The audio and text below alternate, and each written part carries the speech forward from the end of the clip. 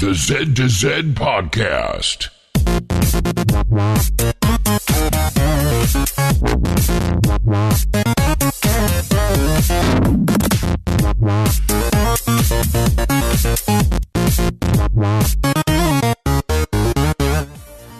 Good morning, good evening, or good day, and welcome to the Z to Z Podcast, the home for Xbox achievement hunters and gamerscore junkies. I'm your host, Brandon Fream, and thank you so much for listening. At Z to Z, we love gaming, and in particular, grabbing achievements and gaining gamerscore. We do news, reviews, and interviews. If it's about achievements, we'll unlock it. You can find show notes for this show, as well as previous shows, on our website, z2z.com. This is episode 100! You can also contact us with questions, comments on Twitter at Z2ZZEDTOZED, over at our forums, forum.z2z.com, or email us directly, contact@z2z.com. So here it is, folks. We made it 100 episodes in. I cannot freaking believe it. It is amazing. And to celebrate this momentous occasion, we've got my normal host. Randy's here. How you doing, Randy? I'm doing pretty good this week, actually. Fantastic. Prue is here. How you doing, Prue? I'm doing great. Episode 100. Woo! Here it is. And we brought Taragan's back. How you doing, Taragan? I'm pretty good. 100. It's almost 2 years. It's almost 2 years. It's funny. 4 more episodes. After episode 52, like the next milestone's 100, and then you just kind of like forget about 104, like because that's just such a stupid number. Even though, like because then you can kind of start going by years. Maybe when you hit 3 years, but then you're just kind of like just barely there every time. Anyway, yes, episode 100, guys. We made it. We did it.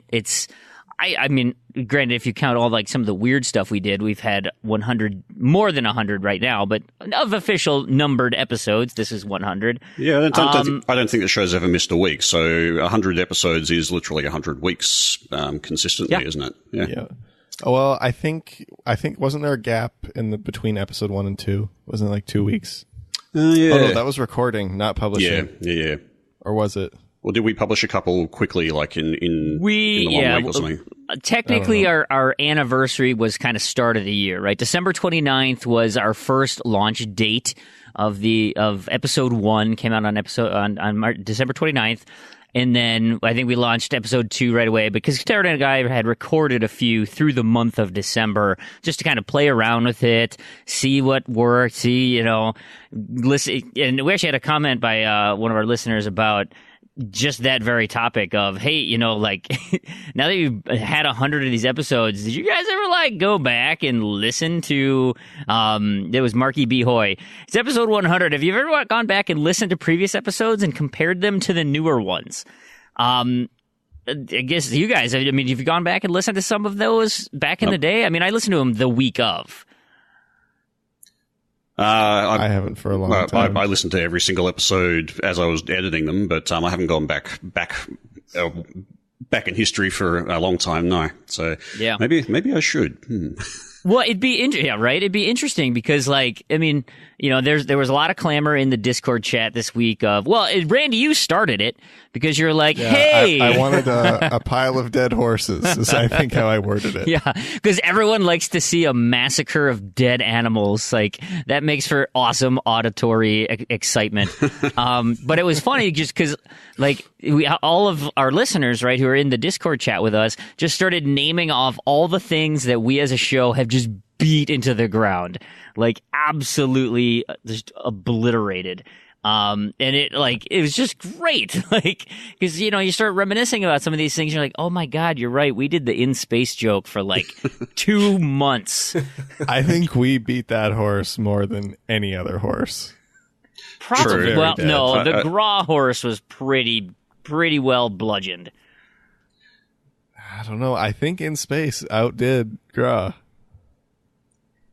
I don't think so. At all. No. But we can ask. Let's see. Let us know. Which horse counter? is the most dead? Which one? Which one is? Yeah. Which one is like Graw in space? Is that coming out? Graw in space. Yeah, is that coming out? No, I don't think so. So that was great. It'll have microtransactions if it does. Yeah. Well, actually, and there was a Rock new Band also. Rock Band we talked about a lot. True. Rock Band, Saints Row. You know what we should do is because Sonic CD. in Discord Earthworm today we Thrash Forever, new member of the Discord community, came in, introduced himself, and started talking about of course Big L is really huge on going back to episode 24 because that was the episode he was on, and so he tells everyone to go listen to that one. And Thrash said, "Well, I'm starting at episode 1." So he's going through the journey right now, which it's great if we can get a nice 100-hit download like right away. If he just gets the whole back catalog, that'd be great. Thanks. But we should have him with a counter and just say, if there's a joke that is cringeworthy, he can write it down and then just tally it every time we keep using it. And we can see what the winner is. Yeah, I want an in-space count. And have a live tracker for the in-space count. Yeah. Now, I think the GRAW count would be higher than the in-space count, but the length of use of in-space would be much longer. Yeah, I can see it. As far as like my friend feed and stuff, we got a lot of, because I mentioned, I can't believe we're recording episode 100. It's been amazing. I don't want to self-flagellate ourselves, too much here, but ouch. I do. Jesus. What kind of show is this? What have you done to my show? Things have changed since you've gone. We got congratulations from Wallrunner Ninja. Enigma Gamer says, "Hey, congrats on 100. You guys are my number one gamer score podcast, so thank you." That dude is all over my friend feed. He is liking everything I do in terms of Xbox, which is super rewarding for me when I come on and it's like, "Hey, you just liked everything I played yesterday. Thanks, Enigma." And then Philip Wendell says, "Hey, congrats on reaching 100 and going strong. It makes my Wednesdays commutes so much better." So thanks, Philip, for that. You guys have any fond, some favorite moments? Like I said, I don't want to go too long into this, but a couple of things maybe that stand out. Peru, do you have any favorite moments of the past 100 episodes? Anything that sticks out to you? Well, I really hate to do this because I'm agreeing with L. And also it was the day that I met L. And also L was there the whole time. Get out. Mute him now. Episode 24 was pretty special because that was the first episode I got to come on. But no, it's when we were talking about earlier listening to past episodes, I was actually thinking about doing that, going back and listening to the backlog before I came on because I'm not going to start listening once I'm there. But it's been amazing. It's been super cool to be a listener first and then to come onto the show here. And I think this is an amazing podcast, amazing community we have. And I'm looking forward to the next 100. Absolutely. Randy, what about you? Anything stand out to you? I know you tend to have a dark cloud over everything you think of. So what's been the darkest cloud that you've had during the show? Probably McPizza. Yeah. Oh no! Yeah, that was a low. That was pretty rough. It's still pretty rough. I think for highlights, I still really enjoy completing GRAW on the recording. I think that was pretty cool. That is actually probably the as far as a moment that I keep going back to, having Christian Allen on and being able to talk with him about Halo Reach and GRAW and all of that development stuff, and then the completion of GRAW at the same time that was a pretty special moment. It was pretty much my highlight as well. I think that's probably one of our best episodes. Even though it's pretty early on, we're still kind of new at it. It's still pretty cool. I'd say that probably has to be my highlight, despite it being very long ago. Yeah, it was one of our near. Was that single digit? It was double digits, I think, just barely double digits. Yeah, I think it was like 17 or something. What about you, Taragan? Well, I literally just said it, Fream. So, I know. I just didn't know if there was anything else. I can't think of others off the top of my head. I guess I think from more recent things, and I haven't been on the show for this, but the launch of the Patreon and the response to that has been really surprising and affirming, actually. Even though I'm not directly a part of that, but it's really nice to just see the community support the show in that kind of way. So that's that's made me feel pretty good about the show as a whole. And and as I said, Graw, and being able to beat In Space to death without losing too many listeners has been great as well. There you go.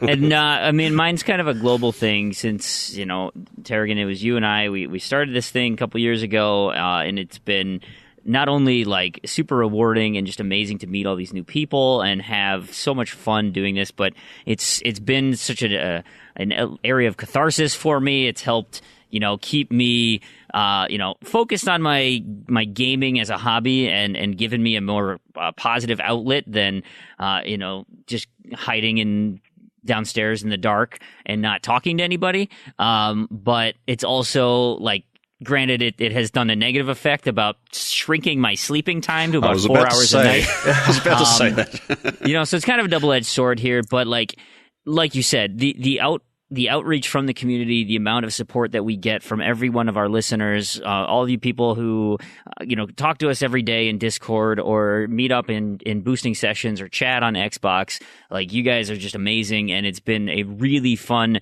journey so far. I look forward to doing this each and every week. Granted, I love the sound of my own voice, but that being said, I also like, hearing other people's voices as well. So it's just wonderful. You guys are great, and I look forward to another 100. So, we'll curb that kind of fun stuff for now. Let's talk about gaming, because that's why we're here. That's what we end up doing. We'll start with Taragan. It's been so long since we've talked to you. You want to give us a quick maybe win of the week, a couple of highlights over your recent history on gaming? Anything that stood out for you? Well, I got an Xbox One X. I got a Scorpio edition. Yes, you did. I was one of the first people affected by it. Yes.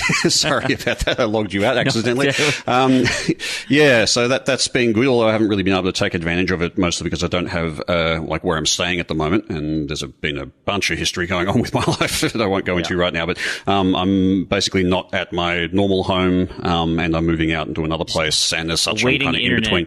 Awaiting internet and also awaiting setting up a TV and stuff like that. So the TV I've got is not 4K compatible. So I basically really haven't been able to take advantage of the, 4K except for, of the Xbox One X, except for, slightly faster loading times. It's there. It's a nice little box. It's the Scorpio edition with its nice little gradient on it. It's pretty sweet. That's cool. Yeah. Now, did you trade in, or do you have now both Xboxes? I have both. I guess you Xboxes. have a China one there too. I've got the day one. It's funny. I've got the day one regular model. I've got the day one Chinese model, and I've got the Scorpio edition currently. So it's I'm sort of getting the first of everything, really. Lots of early adopter goodies. And you just need to get a first edition Xbox One XS as well, just to kind of. Anyway. So the Scorpio, and it's a bit annoying not being able to take advantage of it at the moment, but I'm looking forward to it when I can. It's quite nice. Yeah, Prue's been playing with his. What do you think? How do you like yours, Prue? I like it a lot. Noticeably faster? Yeah. I mean, I haven't played I've only really got to play Halo 5 and Gears just to check out with the 4K updates. With the 4K updates. But like Taragan's saying, like things just go faster. Because I know in like my load times, I'll reach for my phone and start looking at Twitter or something. So like, are you two just going through your phone and being like, crap. More about you and less about the... Anyway. I will say that Clicker Heroes does load a little bit faster than it normally did, so... Oh, money clicker. Yeah. Oh, that's one too. Yeah, that was one of the ones. Microtransaction clicker. I had to. It does look very impressive, though. It's both Halo 5 and Gears really. I mean, you definitely notice it. And I've only played a little bit of both, and the rest of my gaming this week has been like 360 stuff, and so it hasn't really been noticeable. But I'm very excited to get something very soon to play all the way through on the Xbox One X. So it's pretty cool. It's pretty cool. It may not be $500 cool for most people, but it's if you have the TV, it's pretty awesome. Yeah, I'll just go back. I realised I hadn't sort of actually followed up on that question with what I've been playing in my win of the week, so to speak. Oh, I was coming back. Yep. Okay. Yeah. So I mean, I think I'd already been on the show since I hit my 400,000 gamer score. Since then, I hit my 420,000 gamer score. So that's just a little shout out to the Achievement Hounds podcast there. 420. Great. Yep.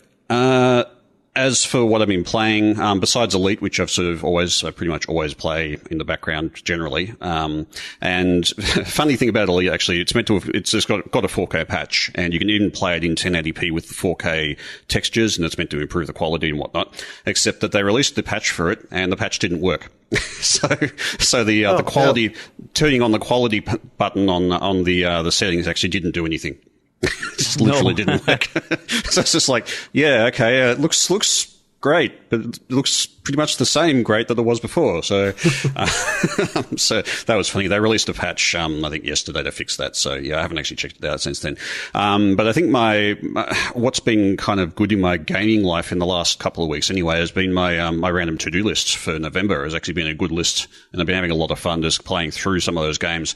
I've actually got a feeling I'm going to actually try to go for the full combo this month. Nice. And hopefully, cool. Hopefully be the first full combo in this season as well. So, because Chin Doctor has not stepped to the plate this season. So, yeah. Oh my God! But have you watched him stream for the UHH? I have not. But he's been playing hard.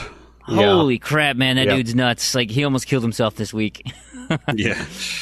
He got the and we'll see how it pans out. You'll hear, well, by the time the show comes out, you'll know the answer. And by the time I record the contest roundup that goes at the end of the show, we'll know the answer as well. But he was so happy when he got the concession letter from his opponent. They're both at 19, and he's like, I don't trust him. I'm watching him. If he starts that game, I know I'm ahead of him. If he starts that game, I am going to bury him. So now he's like living in this paranoid delusion of like this guy's like out to get him, playing mind games. It's taking his toll on poor Chin Doctor. Yeah, he was talking about trying to win the entire contest, but I'm not sure. I don't know. It seems like a really big ask, particularly if you're having to spend. I think he only got like 3 hours sleep or something like that over the course of 3 days or something ridiculous, just trying to keep up. And it's just like, no, it's brutal. That is not healthy. That's just not healthy gaming. And and we've still got a few weeks left too. Exactly. 6 weeks. Yeah. Mm-hmm. Like you can't sustain that kind of play. That's just ridiculous. No, well, and having to battle all the alts that are out there. I know. I think it was Skeptic who I don't know if he coined it, but he at least brought it to the Discord channel. Was oh crap! What the hell did he say? I was just on the tip of my tongue. Oh, the alt rage that's going on, and I was like, oh my God, that's brilliant! I love that alt rage. So I'm already thinking of ways to combat that next UHH 4. So. Again, I knew the community would find a way to screw me, and so now I'm trying to come up with rules to get around it. But I even the just for fun part of it, I've really enjoyed. I know it's not competitive, but like that's not really my game anyway. So yeah, I think I'm finding with and this has been my problem just because I've been not at my regular home and I've only had my Xbox One available. A lot of my lists are coming up with Xbox 360 content, and it's basically a matter of, well, okay, if 18 out of the 20 there are on Xbox 360, I don't have an Xbox 360 or access to any of my content, I basically can't play. So, and you'll be happy to know UHH 4 will be Xbox One and backwards compatible games only. Okay, well that's good. Just another thing, maybe if you can get in Richard's ear about this, can you let people unsubscribe from the UHH from just for fun? I don't want to get lists anymore because I know I'm not going to get decent lists. You can if you go to the frequently asked questions page. I think if you unclick the box that says "Put me in the just for fun," I think at the rollover it'll take you off. It has not. I tried that. Oh, tried that on week 1. It did not work. Bummer. So yeah. Anyway, that's just an aside. Mostly, I want to get out of it, so I'm not being a pudding for someone because I'd rather people have a competitive match. Otherwise, yeah, it's a bit pointless. Anyway, Yeah, so besides that, my random to-do list playing through has been really fun. I've actually been playing through Ori and the Blind Forest. We still have that open contest. Yeah, we sure do. I actually had it was good actually when my list came up. I had groups of it's like 2 or 3 achievements in games, and so they're the ones I would automatically target. And Ori had like 3, so I'm just working towards. I'm basically playing through using a guide just to get all the collectibles and stuff as well. But it's been really good to kind of pick these games up and start actually playing them, which is kind of why I curate my list, is so that I get games that I do actually want to play. Even though it is curating the list, I think the 1,000 limit that we've set actually has been pretty effective in stopping any kind of shenanigans. I don't know what your opinions on that are, but it's been nice just to keep myself pretty close to that and keep my list reasonably curtailed so that I'm not getting really ridiculously random crap, which is what my UHH has been like, and that's just not fun. Speaking of that, I've sort of had a not very official kind of what do you call it? Rivalry with Prue every month with RTDL. It's always been sort of Prue's usually the most competitive besides myself out of the hosts. So I'm usually trying to beat Prue every month. That's basically my goal. if you're like even conceivably able to hit all 25, I'm not even gonna get close. There's a few on there that I'm not going to even touch. So this month may go to you, but we'll see. Yeah, well, I was going to actually say, because you don't curtail you don't change your list at all. You don't try and remove things from your list. Everything's open. Nope. So I was kind of going to just ask, because like, would you consider modifying your list to make it more competitive with me so that we can have more fun competing? Would you can do that for me? Not for you, for me. Just what I consider, because I actually really enjoy having that kind of competition between the hosts, at least anyway. So I would. There are games that I would just remove. Like I would remove Dark Souls because it keeps coming up over and over and over and over. Just play it. Just play it. I would remove like Risen. Like there's just terrible games that and I just look at them and I'm like, no.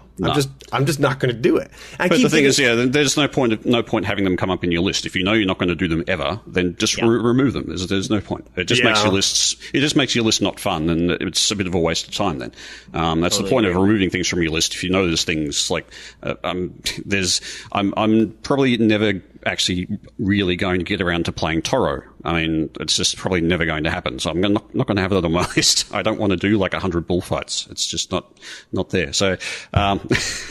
Anyway. Maybe I will, and maybe we'll swing back in December and see how things go. Well, we could set up a framework to make it balanced. Like you guys pick, we'll get like a range, say, 100 to 200 games, or 2,500 achievements or something. Try and come up with a target, and then of just games you want to play, and then just go nuts. Yeah, well, I'll talk to you after the show about how I actually go about like trimming my list down, because it's actually it's not as straightforward as it could be on True Achievements, just because you can't filter your list by games that don't have a status. So I'll talk to you after the show about how I do it, and we can go from there. Speaking of lists, Crandy, you haven't opted to get a new list. What's up with that? I haven't. I've had very little gaming time this last week. Okay, but there is a whole month. There is a whole month. That's true. That's true. I also really just kind of want to focus on cleaning up a few things. So and edit your list to put all of those games onto your available list. They are. I mean, if you insist, you can opt me back in. Just to get them kicked out again. Might do a couple. Maybe not. I don't know. We'll see. But yeah, I wanted to do like specifically just cleaning up kind of the last of the Walking Deads. I've been trying to finish up Duck Dynasty, which is easy and has been sitting on my tag for like 6 months. And then I kind of wanted to just go and play GTA 5, because that's, from all reports, a really good game. I've enjoyed what I've played of it online, and I feel like I should have played that game by now. I mean, it seems like an all-around good game. Yeah, and I kind of want to play. I've been playing so much garbage for like the last month and a half that I just want to play a good game. Yeah, and just and Rockstar kind of Rockstar, forget about other stuff and just play it. Rockstar really needs your microtransaction money too. Yeah, I was just going to bring they will that not up. be seeing any of that money. They are hurting bad, man. They have not seen a dime because I'm done with all the pretty much done with all the multiplayer. Not So everything, now that I'm saying this, I'm just kind of wondering if microtransactions is going to be the next dead horse that we keep beating. It certainly feels that as way. as long as the climate is what it is, I mean, that's the beauty of curating your list, Randy. I mean, I have 111 games on my active pool, I call it. Like, these are the ones I want to work on. I got to get these done, and whenever I go below 100, I get to pull a new game in.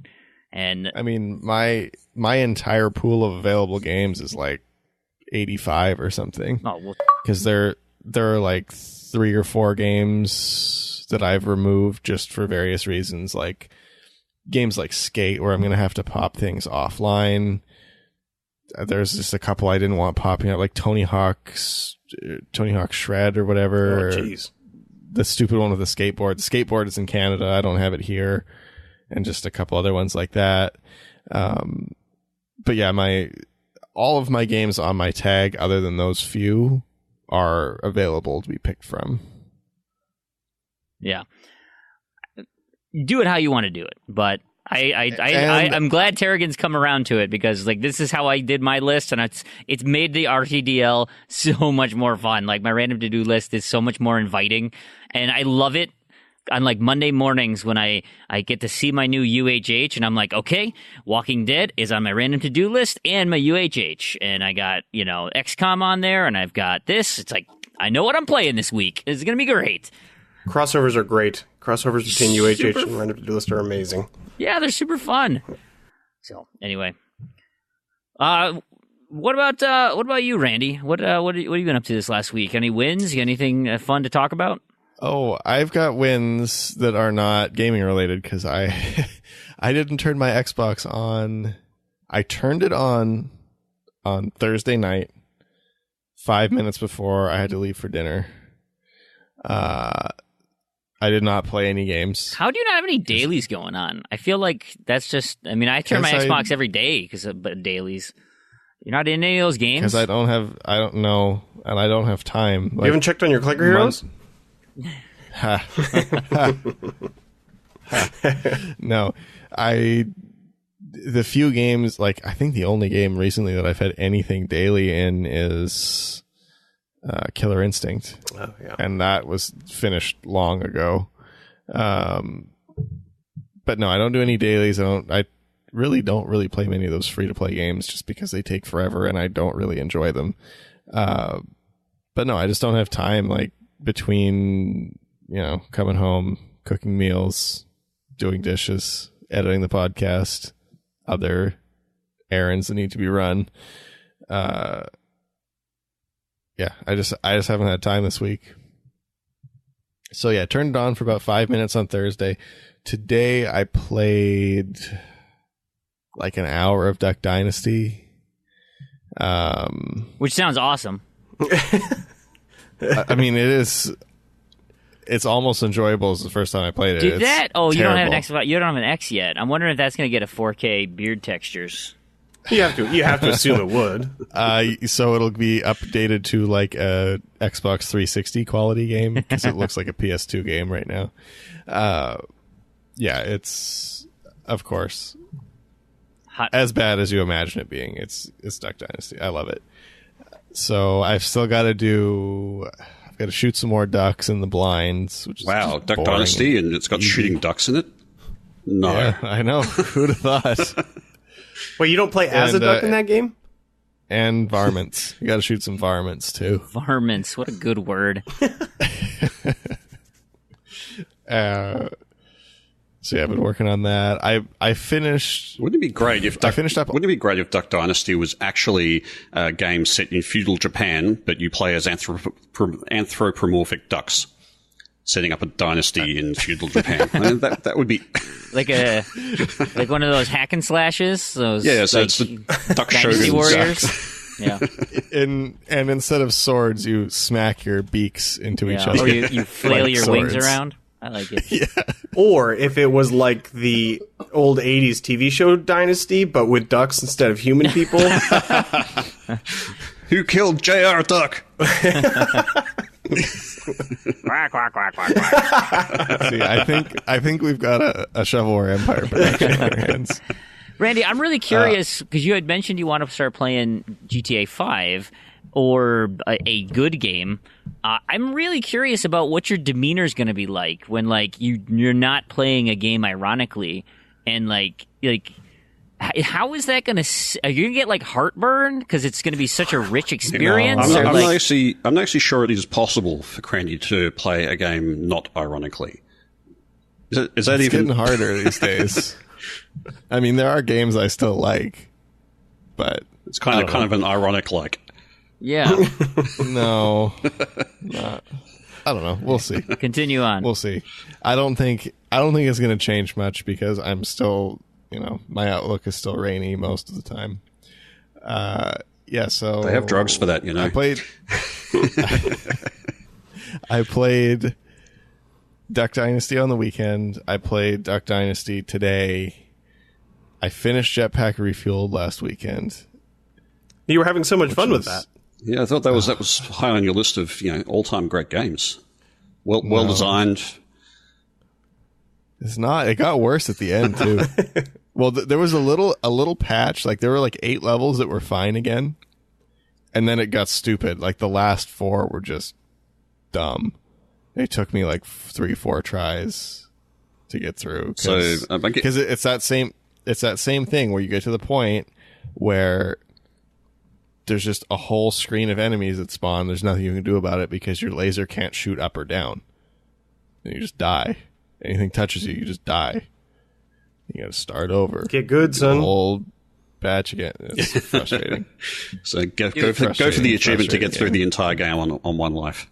I was watching the TA stream of Mummy Demastered, right? Yep. Mummy Demastered. And I think it was Jack who was playing, and it was. Is that actually related to the movie, or is it just something? Yeah, okay. yeah, it is. And it looks great. I'm glad it's on our tag. But like, I was watching him play, and I'm like, just slow down. Like, I know I don't get why you're jumping around like an idiot. You're running into everything. Like, literally, just stop and shoot those guys. And he's just like. It was so frustrating to watch him because I'm like, this isn't fun. You just keep getting hit. Like, you can't be this bad, right? And he must have been saying something on the chat. I'm sure he was saying something out loud, like, I just got to rush through this. But like those types of games where it's especially with platformers, like if you just keep dying, like take your time and do it right. I wonder if there's pressure there when you're performing for a stream as well, and you've only got an hour window to kind of showcase a game and try and get through as much of it as you can. Rushing through bits like that might just become kind of your standard way to play. So, yeah, and it may not work, of course, with some games, but yeah, I think that may be what's going on. Yeah. Possible. All right. Anything else, Randy? Yep, my last game, Saints Row 2 German version. Been working on that with I usually play that, and I always forget to mention it, but I usually play that with Mango on Saturday night. We get a good boosting session in. It's quite a long grind, that multiplayer, because on the international version, I played almost all of it just when the game was active. I put a ton of hours into it, and then I think I did one boosting session just to finish it off. But man, boosting the whole thing is long, but we're getting there. And we have fun. Is you just doing multiplayer? Like, have you done the single player stuff? I've done most of it, but I'm gonna go through it again with Mango. So I've still got all that to do again, but that's fun. That whole game is fun. I'll gladly play through it again. Nice. So, what about you, Prue? Yeah, that's a pretty quiet week for me.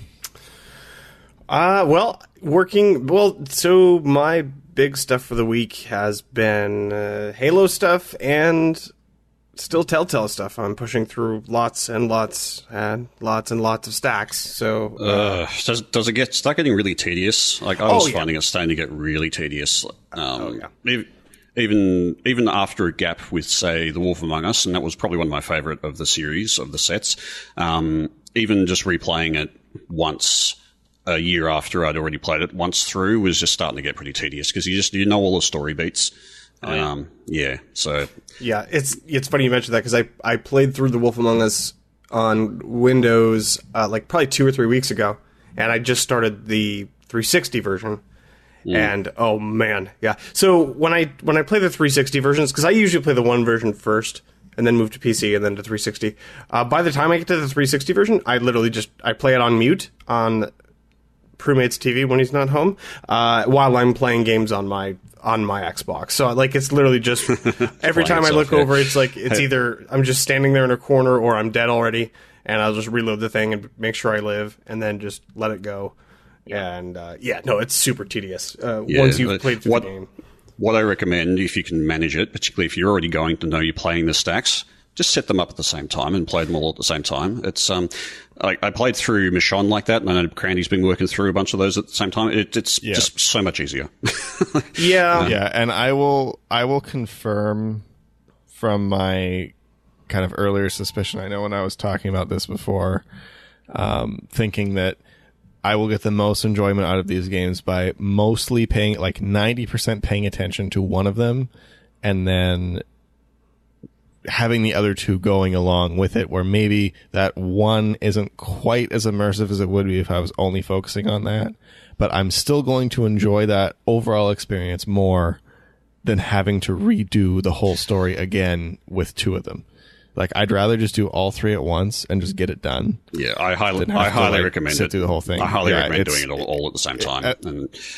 Especially seeing how long it is. I mean, it's annoying having to do three at once, but I think it's worth doing if you want to do all the stacks. Yeah, it's the thing is, like, that's you're right, and I kind of wish I could. It's not really super practical for me. Number one, because I actually like to pay attention the first time. I do enjoy the games. I like the Telltale games. The first time through, so I want to pay attention, and I'm not gonna want to jump back and forth. But I am paying attention. Like I still get the whole story. Mm-hmm. I just if there's a long waiting sequence and kind of what I'll often do too is the one that I'm focusing on, I'll kind of play out a section and then do it on the other two, and then play it out and do it on the other two. It's like sometimes there's some overlap. Yeah, but often with me, it'd just be a matter of, okay, well, I'm focusing on one, and if there's a conversation choice or whatever to be made, I'll make it on that, and then just press exactly the same buttons on the other controllers. I'm not even really looking at the screens. I'm just making sure that they're all following the same kind of vein. The only times I kind of diverge is when there's a QuickTime sequence, because obviously you can't really control multiple things at once. So you do the QuickTime sequence on one, you let the others die, and then you just run through the QuickTime sequences on the other and let them catch up. So it didn't really take anything away from the stories in Michonne and Game of Thrones. I played through that way as well. Game of Thrones. Which was long. I actually quite enjoyed Game of Thrones. It's gotten a lot of flack for it. I think only people who actually like Game of Thrones would even get anything from that story. But I did it with Game of Thrones. I did it with Michonne. I don't feel it took anything away from the from Michonne was very easy to do that with, because like that game had like 30-minute cutscenes. And Michonne is by far it's so long. Yeah. And the thing too about Game of Thrones, I'm not a Game of Thrones fan. I've never watched an episode in my life. I actually didn't mind. Oh God, what is wrong with you? I know. I didn't mind the story in Game of Thrones. The issue with Game of Thrones is it's just so technically broken that it's way worse than a lot of the other ones are. I must be a freak, because I don't get anywhere near as many problems with any of the Telltale games on any platform as most people seem to. Mine always happen late into episodes. Like I usually get the first 3 episodes or chapters, whatever you want to call them. Like they always work, and then it's like episode number 4 and 5, all of a sudden it's just a goat rodeo. I told the story a few weeks ago. I was trying to play through Walking Dead: A New Frontier on my PC, and the last chapter wouldn't load because apparently they changed the hardware requirements for the last chapter. That was ridiculous. So I ran into another technical problem. I was playing through Batman on PC, and the first season, and so I'm literally, I think, 2 chapters away. Not 2 chapters. Yeah, 2 chapters. fifth episode, 2 chapters away from the final part. And I get to the sequence where I have to go down this hall. And so I'm, you have to, a quick time event happens, press right on the stick, and then this B button, and I try to do it, nothing happens. Okay, whatever, restart, go through all the normal steps. It doesn't recognize my inputs. However, I can press start with the controller, I can navigate the menus, I can activate things, but I will not recognize that I'm actually doing anything when it's supposed to. So I had that happen in some other game the other day. I can't remember. What was it? Sorry. So I tried to do the same thing with the keyboard. Fine, I'll just use the stupid keyboard. I don't care. I just want to get this done. I don't want to play this anymore. Nope, still doesn't work. So that's awesome. Did you try turning it off and turning it on again? Yes, believe it or not, I did. In fact, three times? Many times. Jiggle the handle? And in fact, I put in a help desk or a ticket with Telltale, and they don't know anything. Nothing. There's no help there. So I'm just gonna have to load it onto a different computer and get it done. Anyways, so long story short, lots of Telltale stuff. Another issue that I can't play all 3 at once, at least, is, and I've talked about this before. I play through the Telltale games kind of quasi cooperatively with my girlfriend. So it's focusing on she doesn't care about stacks and stuff like that. So worrying about 2 other controllers when we're trying to pay attention to the story wouldn't work. Couldn't she actually control one of the other controllers, and you both make the decision, and you both press the same button? I suppose we could.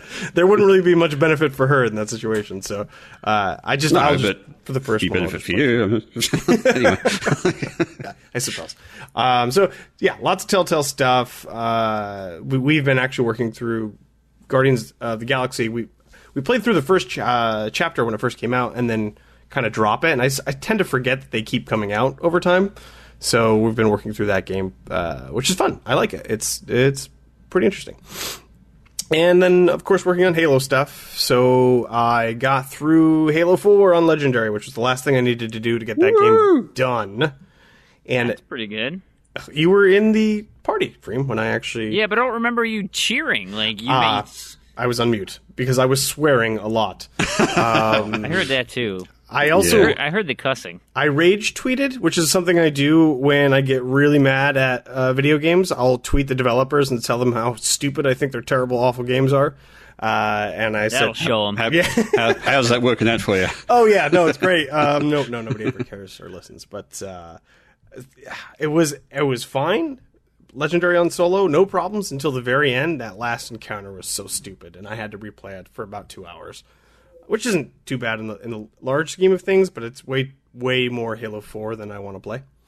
But now I don't have to play Halo 4 anymore until I get back around to Master Chief. So, and then that's it. Besides that, working on Random to Do stuff, but that's pretty much it for me. Nice. Myself, I've been doing more UHH than Random To-Do List, but I've been kind of chipping away at both of them. I started up Titanfall 2, the campaign there. How is it, comparatively? So it feels a lot like the original, and it'd be great if that campaign was... As it stands now, it'd be great if it was co-op. I think it'd be more fun to run with somebody, but I think it's just because I've just scratched the surface. As far as gameplay goes, very smooth, very fluid.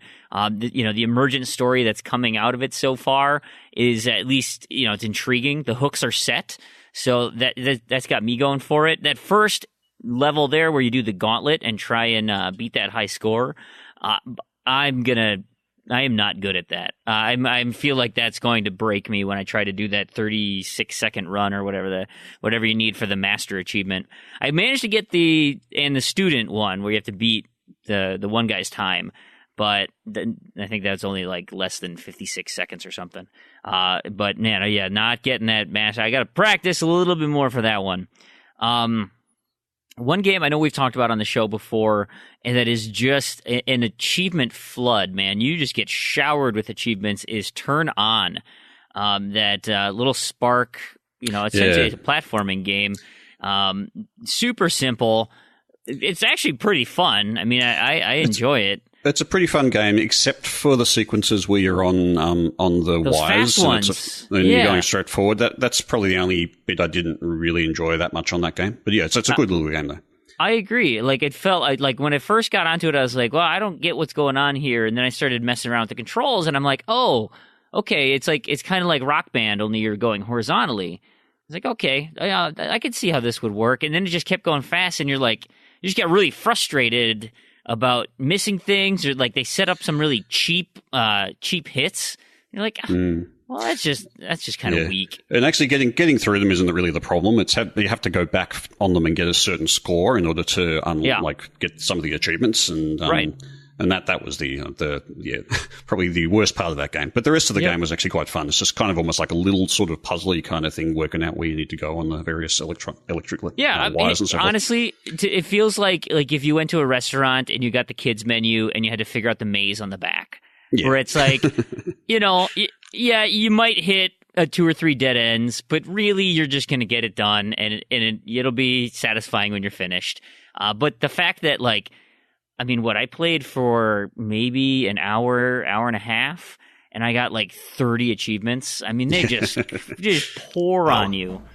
It is nuts. I think there's 84 in the game or something like that. So I had 3 UHH and 1 random to-do list in that game. So that came out pretty nice for me. Another one was Toby and the Secret Mine. I needed to finish that story, and it's a short story, very Limbo-esque. It's that sharp contrast. I didn't like it as much as, obviously, Limbo, and it shouldn't be held to that standard. It's a fine platformer, but I think where it struggles is some of the deaths are, really cheap. How in games like Limbo or where it's a platformer that there's at least an indication that something's going to get you. Or, hey, maybe... Not always. I found going through Limbo the first time, there's just some deaths where you go like, crunch, oh, that thing kills me. Oh, great, okay. Yeah. And Limbo does a great job of drawing your eye somewhere with the light so that you don't look at the danger in front of you. In this one, it tried to highlight things that are like, hey, yeah, this is gonna get you. But it wasn't very clear on some spots of like, hey, yeah, this is a danger, so be careful. All that being said, it was fun. I enjoyed it. There's 2 endings to it, and so I needed to do. It's called the bad ending. So I don't know what the good ending is yet, because I'm just going to wait until the UHH or random to-do list tells me to get that one. Yeah. So I think Toby's only like a 3 or 4 hour completion. Correct. For the 1K. So it's correct. High on my list of quick games for Gamerscore that I happen to keep somewhere. Anyway. And it's not too bad to do. Child of Light, I went back to that for a little bit. Finished Walking Dead Season 1, Episode 1. That's another UHH RTDL crossover for me. So I've been doing that. Have you thought about doing them on multiple platforms at the one time? I'm sure we've never talked about this in the last 5 minutes. Well, so what I've been doing is in our Plants vs. Zombies and Battleborn boosts. Well, not Battleborn, but in Plants vs. Zombies, that's a 360 game. So I have the 360 going, and then in between matches, I'll go and make 2 or 3 decisions and walk through, and then I'll have the dark, ominous music in the background while I'm playing. I'm chatting on the one with the party and playing a game of Team Vanquish, and then, okay, that's done. Great, I'll come over.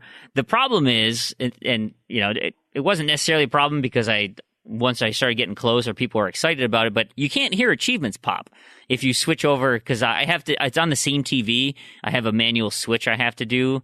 Not a great setup, but it's what I got.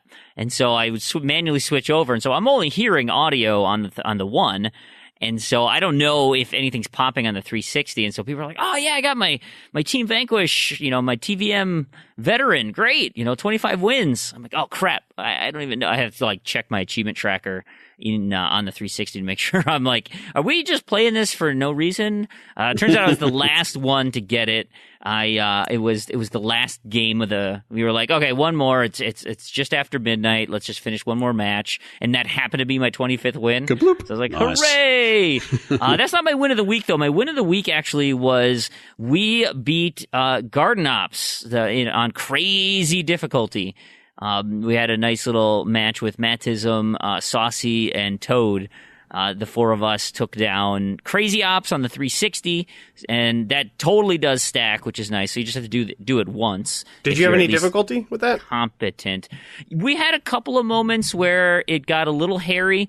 There was one instance which was because Big L asked us in chat, like, hey, how'd that go last night? And I said, well, Saucy Slingo was channeling his inner L. There was one point where, like, Saucy, for some reason, fell off this arch. So if you play on Sharkbite Shores, over on the left side, there is a garden you can set up on the beach next to, like, a lifeguard stand. And there is an archway that goes on top of it. And so if you have a pea shooter, you can use your super jump and get up there, no problem.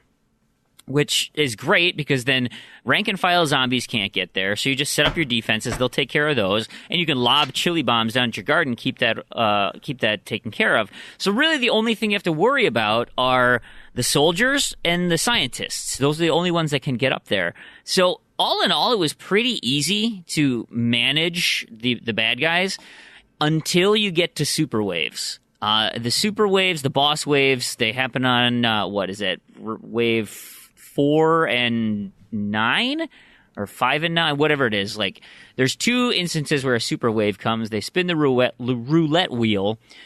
There is an achievement for doing a vampire super wave, which Toad was mentioning. It's probably going to take you an hour just to do that wave because those things are so hard to kill. Our super wave in wave 9 was treasure yetis, or the yetis. I don't think they're treasure yetis because I didn't get any diamonds out of them. They were the yetis, and they are super fast and really annoying. And so that took us probably as long as it took us to do the rest of everything. So that battle alone probably took us 30 minutes, and then maybe another 20 minutes to do every other wave prior to that. Just because they're so hard to kill, they're so fast, they move around. People are dying, getting frozen. But yeah, so Saucy fell off the arch at some point and died. And then so we go down to rescue him. And then immediately we're dead. And then everyone's dead. And I think we had to use 2 of our revives, team retries, to get through it. And then there was one instance where, like, all of a sudden he was wandering the beach for some reason. I'm like, are you drunk? Like, what's happening? But it was fine. I think he was just messing around, trying to kite a guy away from us. So that was my win of the week. Crazy Ops. Glad that's done, but I still need to go back and do some of the, some of that other cleanup in Garden Ops, right? That's just a great place to do plants. Gardens and Graveyards works too, but. So you got it done on your first try? Technically first try. Well, that night, yes. Okay. That night. I think, I don't know if I lucked out or from the conversation that was being had, but like when I did it, it was with Mango, Matriarch, and Fug, and it was literally just an impromptu, like, hey, who's on right now? And I'm like, oh, I can hop on, and we just did it, and it felt like a super easy achievement to me. I didn't feel like crazy mode or anything. It just, maybe because everybody else knew what they were doing and I was just there. But I think I just kind of lucked out on that one. So well, and that's kind of the thing. I mean, it is, if you have a game plan, like getting up on that arch, it actually isn't that difficult. And really, even then, I mean, one of the biggest challenges then is getting out. All 4 of you have to fly out. If you're playing 4 people, have to fly out in the Winnebago. And of course, the Winnebago is all the way across the map. So having your pea shooter is great because you can have that boost.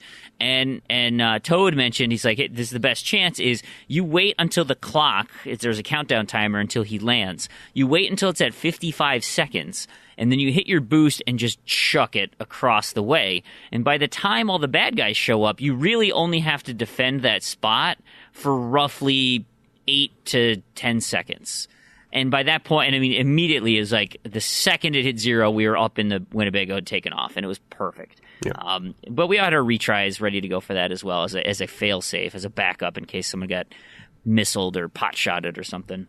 So you're right. It's not, if you have a game plan, it's not so bad. But if you're not, I mean, I would consider what we did an exploit, right? Like, if you're on the ground messing with messing with the zombies normally, it would be much, much more difficult. Yes, that's true. But having the high ground, being in a place where really no one can affect you and just trying to like Obi-Wan. manage. Yeah. I would say that I wouldn't say it's cheating. I wouldn't say it's against the rules. I mean, you obviously have this. But it's I would say it's an exploit. The other two things I want to mention are Battleborn went really well on Wednesday. We've been doing a lot of multiplayer stuff, got that, an achievement for hitting all the maps, but those lore challenges are going to continually take forever, so we could use all the help we can get if anyone's out there interested in playing with us on Wednesday nights. And Mighty Number 9 is just so unbelievably frustrating. That game is... I picked that up on 360 just the other day, actually. Yeah. I was swearing so much at that game. Mattism can attest. It was unbelievable how frustrated I was getting. And the game can't figure out if it wants to be a precision platformer or like a fast run and gun type, It's this weird middle ground, and it fails on both accounts, and that's super frustrating. Like, I like Mega Man, but not now. There's too many good game mechanics that this thing fails at. That's a bummer because, I wonder if that's really because they were trying to cater towards a bunch of people who wanted a run and gun and a bunch of people who wanted a precision platformer and tried to munch the two together as part of their sort of Kickstarter run, and it just didn't quite work. Yeah, I it's mean, it's like a shame, really. Yeah, I guess it kind of harkens to that classic Mega Man style, but really, it's just I think you're right. I think they tried to cater to too many people, and just fell short on meeting anyone's expectations. Yeah, let alone we should do this. I remember when I was trying to just dive it, try and get one achievement in it, and I was finding it really difficult from the get go. And I mean, I haven't played a lot of that style of game in the past, so I just put it down to me not being that good at that. But from all accounts, it's actually also quite hard. Here's one example. So my achievement for the UHH was, so there's a move called a fine play, and that is where you have this dash ability where you can absorb bad guys if you stun them. Yep. And so you get their abilities to use or something. Yeah, kind of. Whatever their color is, you get either a speed boost or a power boost or something. So on the boss enemies, they do the same thing. If you can get them to a quarter of life or a half life or something, then they'll start flashing purple. And at that point, if you do this, you'll do a fine play against them. And so my achievement was for getting 2 fine plays against this Mighty Number 1. He's this flame boss.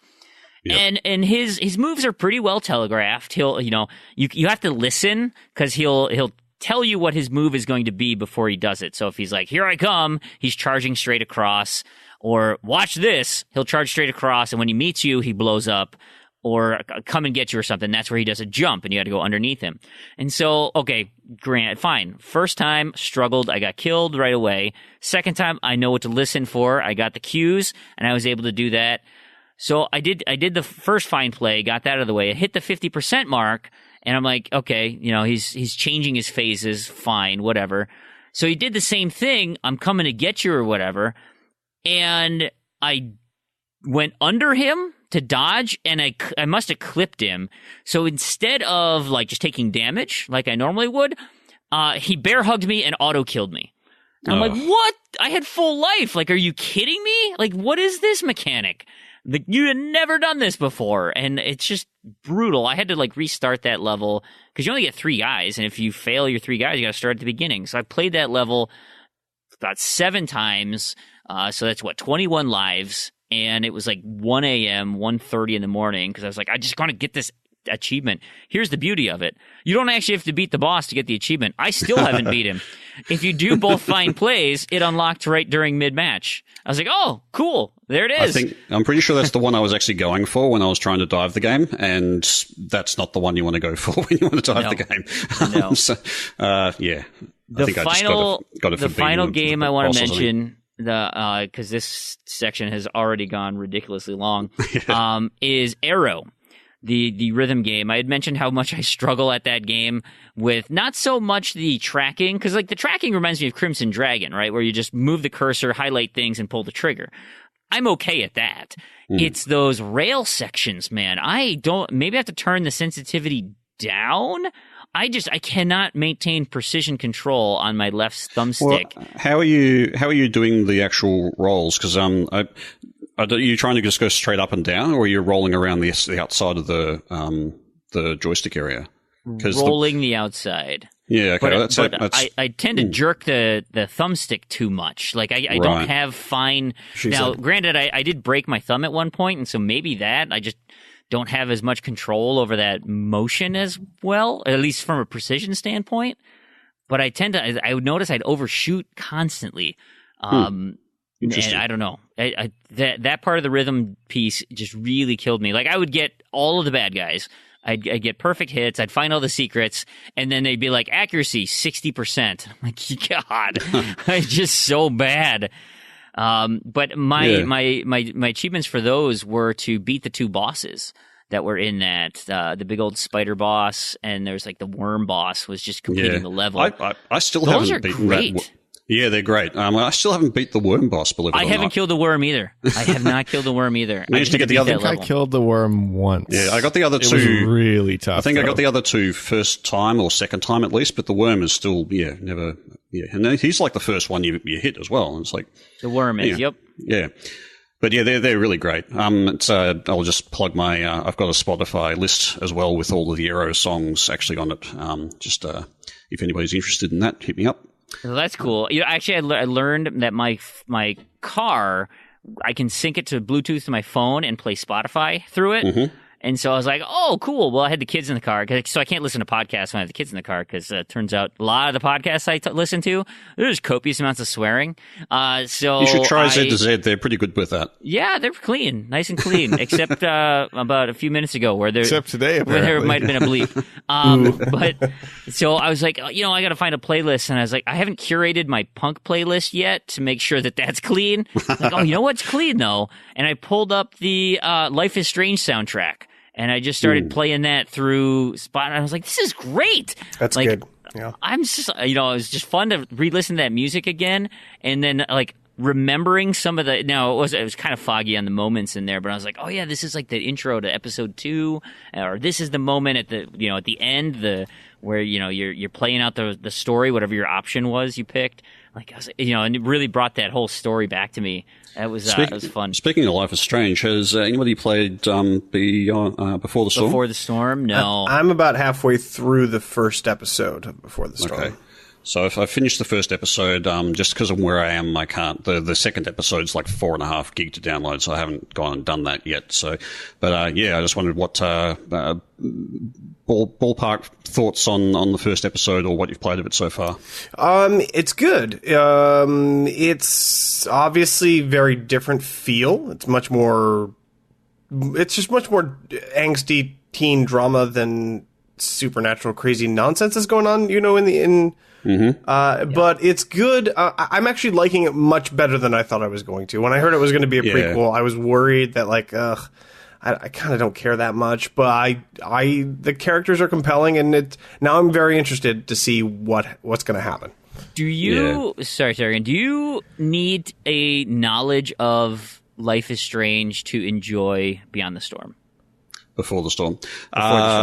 No, I wouldn't think so. Okay. Yeah, I wouldn't think so. I'm curious if that is like maybe the gateway that I can introduce my wife to, because that seems like a story she might be intrigued by, and there's not. There's not going to be like copious amounts of blood and violence and things. I would say it's less compelling, though. It's interesting to me now because I know what's going to happen to these characters. I don't know. Yeah. it's tough to say how it stands for somebody who doesn't know that. If it's that's what I'm curious about.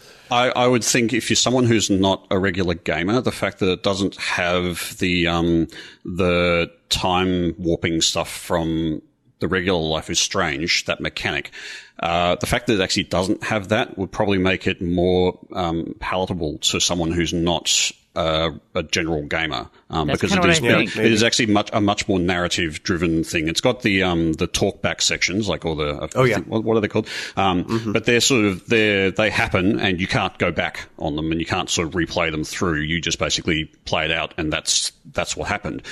So it's very much more a narrative kind of story that you follow, and it's about the awkwardness of teenagers and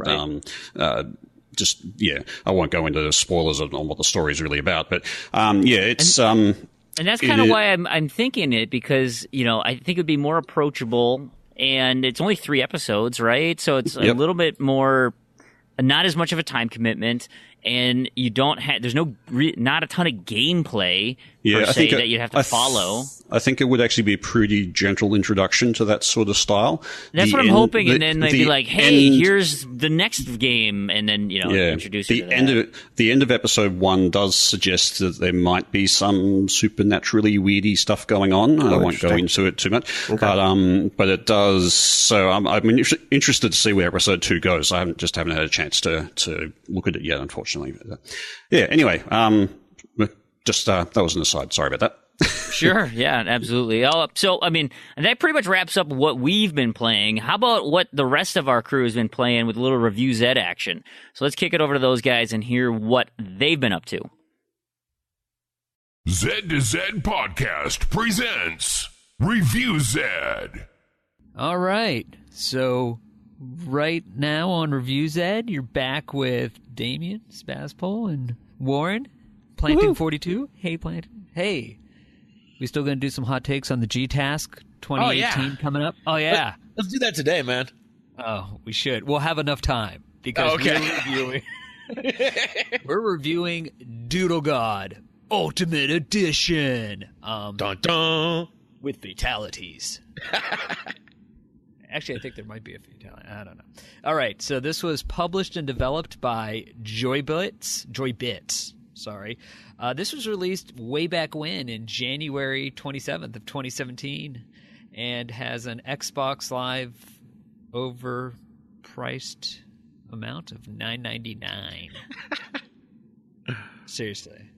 Isn't it free on the phone? Yes. So I thought. All right. So Doodle God Ultimate Edition. Yeah, if you want to check out the free version, check out the phone first. But if you want to check out the easy and fun to play version, check out the phone first. Yeah, but it's only 200 gamer score. This is 1,000, so that's why it's $10. Yeah, that's with all due respect. You get 1,000 gamer score for what you did on the phone. So for those who have never played a Doodle God game, Doodle God it's not matching, but it is a creation tile game. So you're basically given tiles in certain elements, and you're supposed to pair them together and create reactions that spawn things going on. And basically you play as God, and you go through the, I guess, evolution of life to modern day / semi sort of future. Not too far off distant future, though. I mean, it didn't go that far in the future, did it? Not really. In fact, a whole chapter of it was pretty far in the past. Yeah. Yeah, if anything, you go back to times of Stone Age and what one would have thought would have happened back in those times. Literally, at its heart, it's a puzzle matching game. And they brought it to Xbox One, which means you can no longer use touch. Instead, you get to use a controller. Which I have to say is probably the worst feature they added to this game. Now, in their credit, you've gone from a touch-based game having to use a controller to navigate.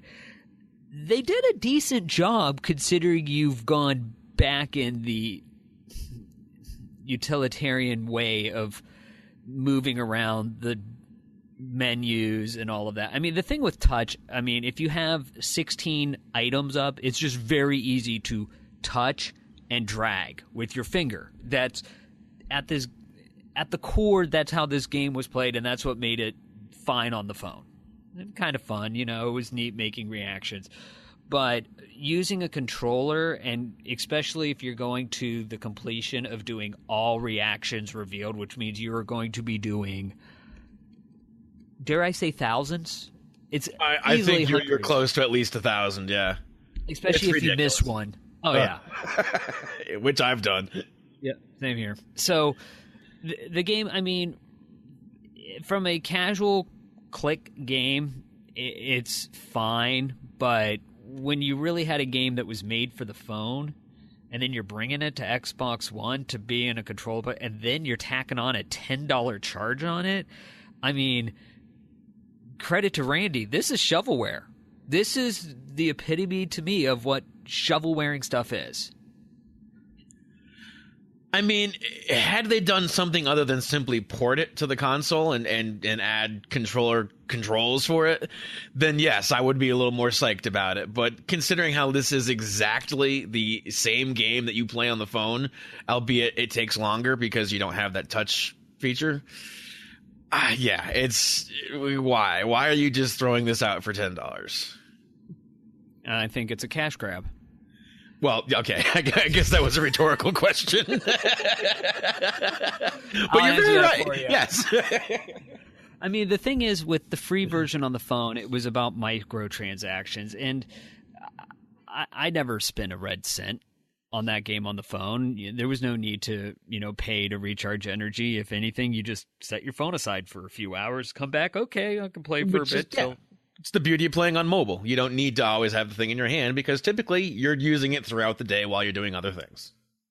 Yeah, so, I mean, this really just comes to, I think, a dev saying, hey, we had a game, we should have recouped more money from it, here's how we're going to do it.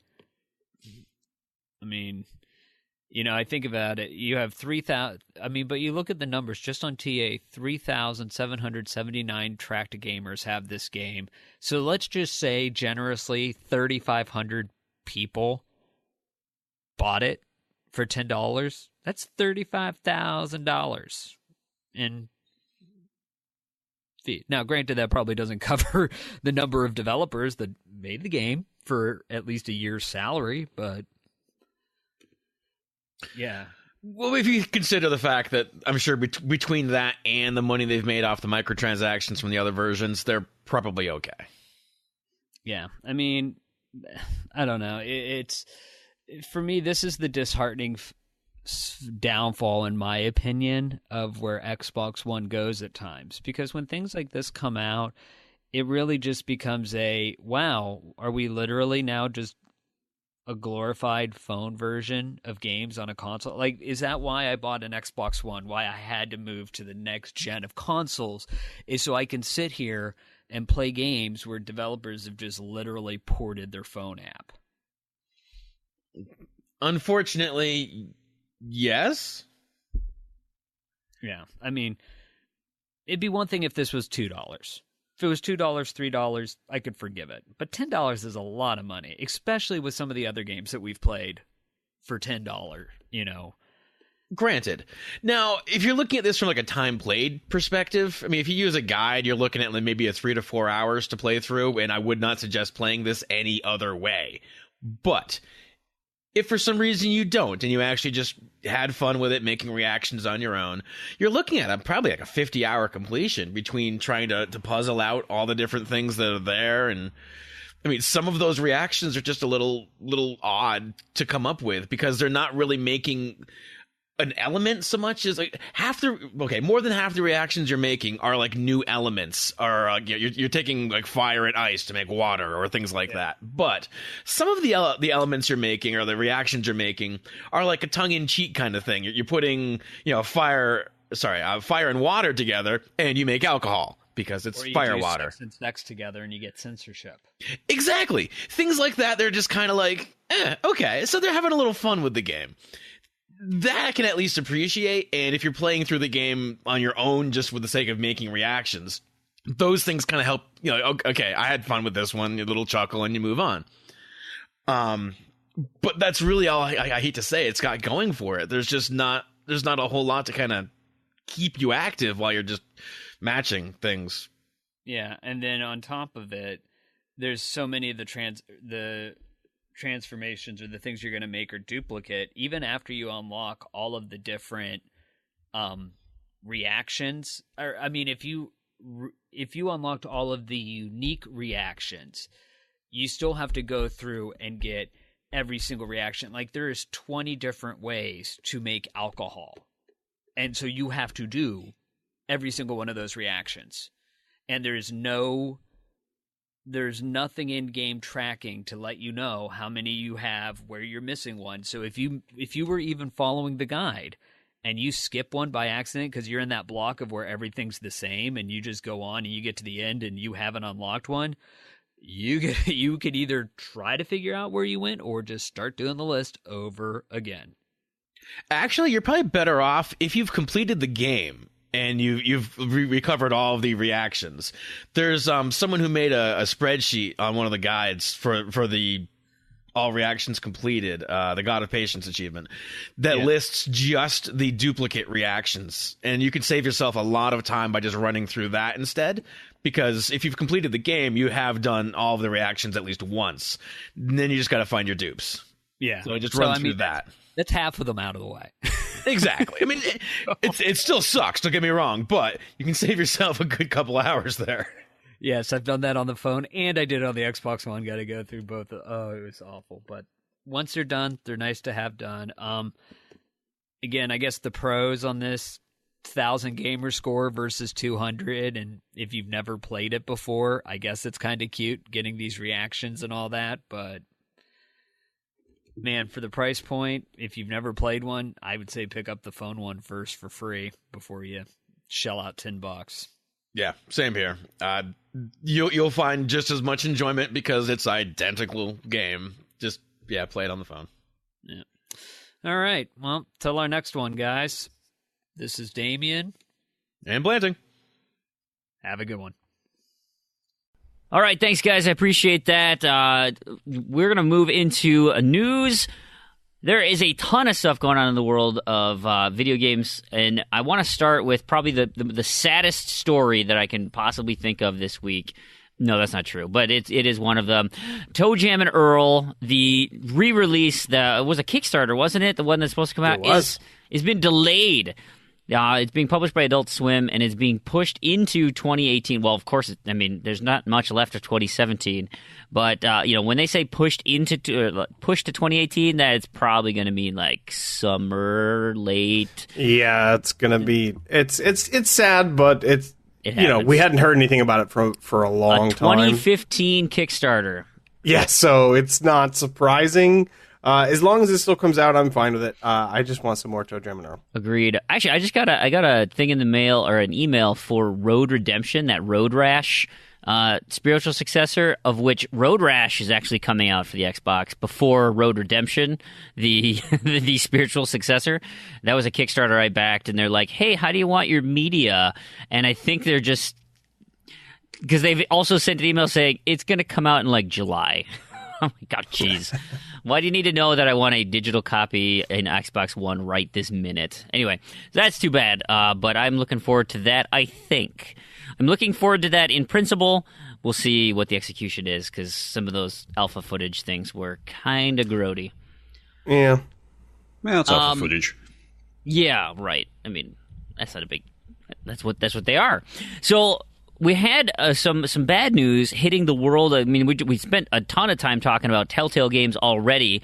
They have been hit with layoffs. Telltale Games has been they had to lay off about 25% of their employees, which, according to this GameSpot article, is 90 people. Really is just the idea of just trying to stay competitive in this industry. Well, it's interesting. I wouldn't have thought that studio would be 360 people. Yeah. Which effectively is just all the Telltale games, like all the Telltale point-and-click games. Do they actually do other games that I'm not aware of they on other platforms? publish a few things. Okay. but they don't. Yeah, like 7 Days to Die was a Telltale published. Well, I think that was their first one they published. I think it's their only one. Yeah, I think they've done one or two since that as well. But I'm sure that's like 2 people. Like, it's not many people for sure.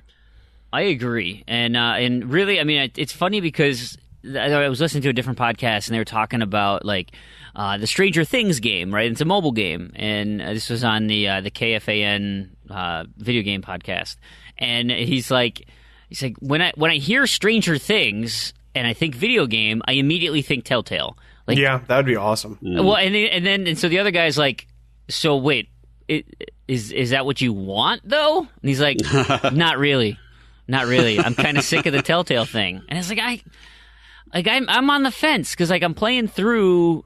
I just started Marvel Guardians of the Galaxy a little bit, and it's hard for me to finish them. But like I still really enjoy that storytelling thing. But then replaying The Walking Dead, it's like, man, just some of this stuff is so tedious.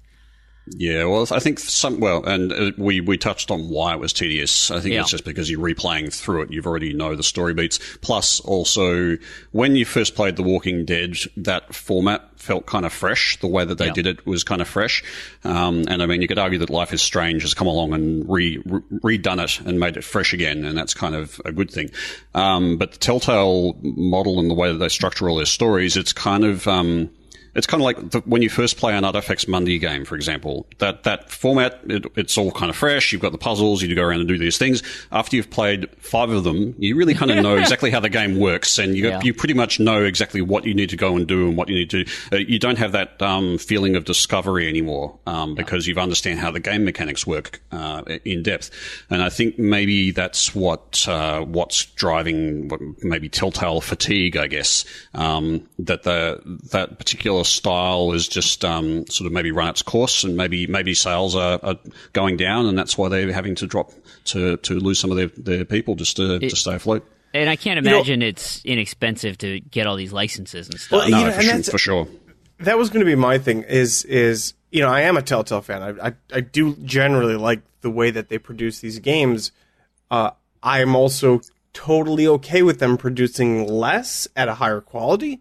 Mm-hmm. So what I would like to see, if in a perfect world, would be more properties produced less often, so that we can see that gives them kind of the opportunity to stretch their creativity. Do one season of each thing that you're going to do, and then we can just see how it goes. We don't need seasons 2, 3, and 4 of The Walking Dead, or seasons 2 of these other things. I mean, just tell the one story you want to tell, and in that property, and then move on to the next thing.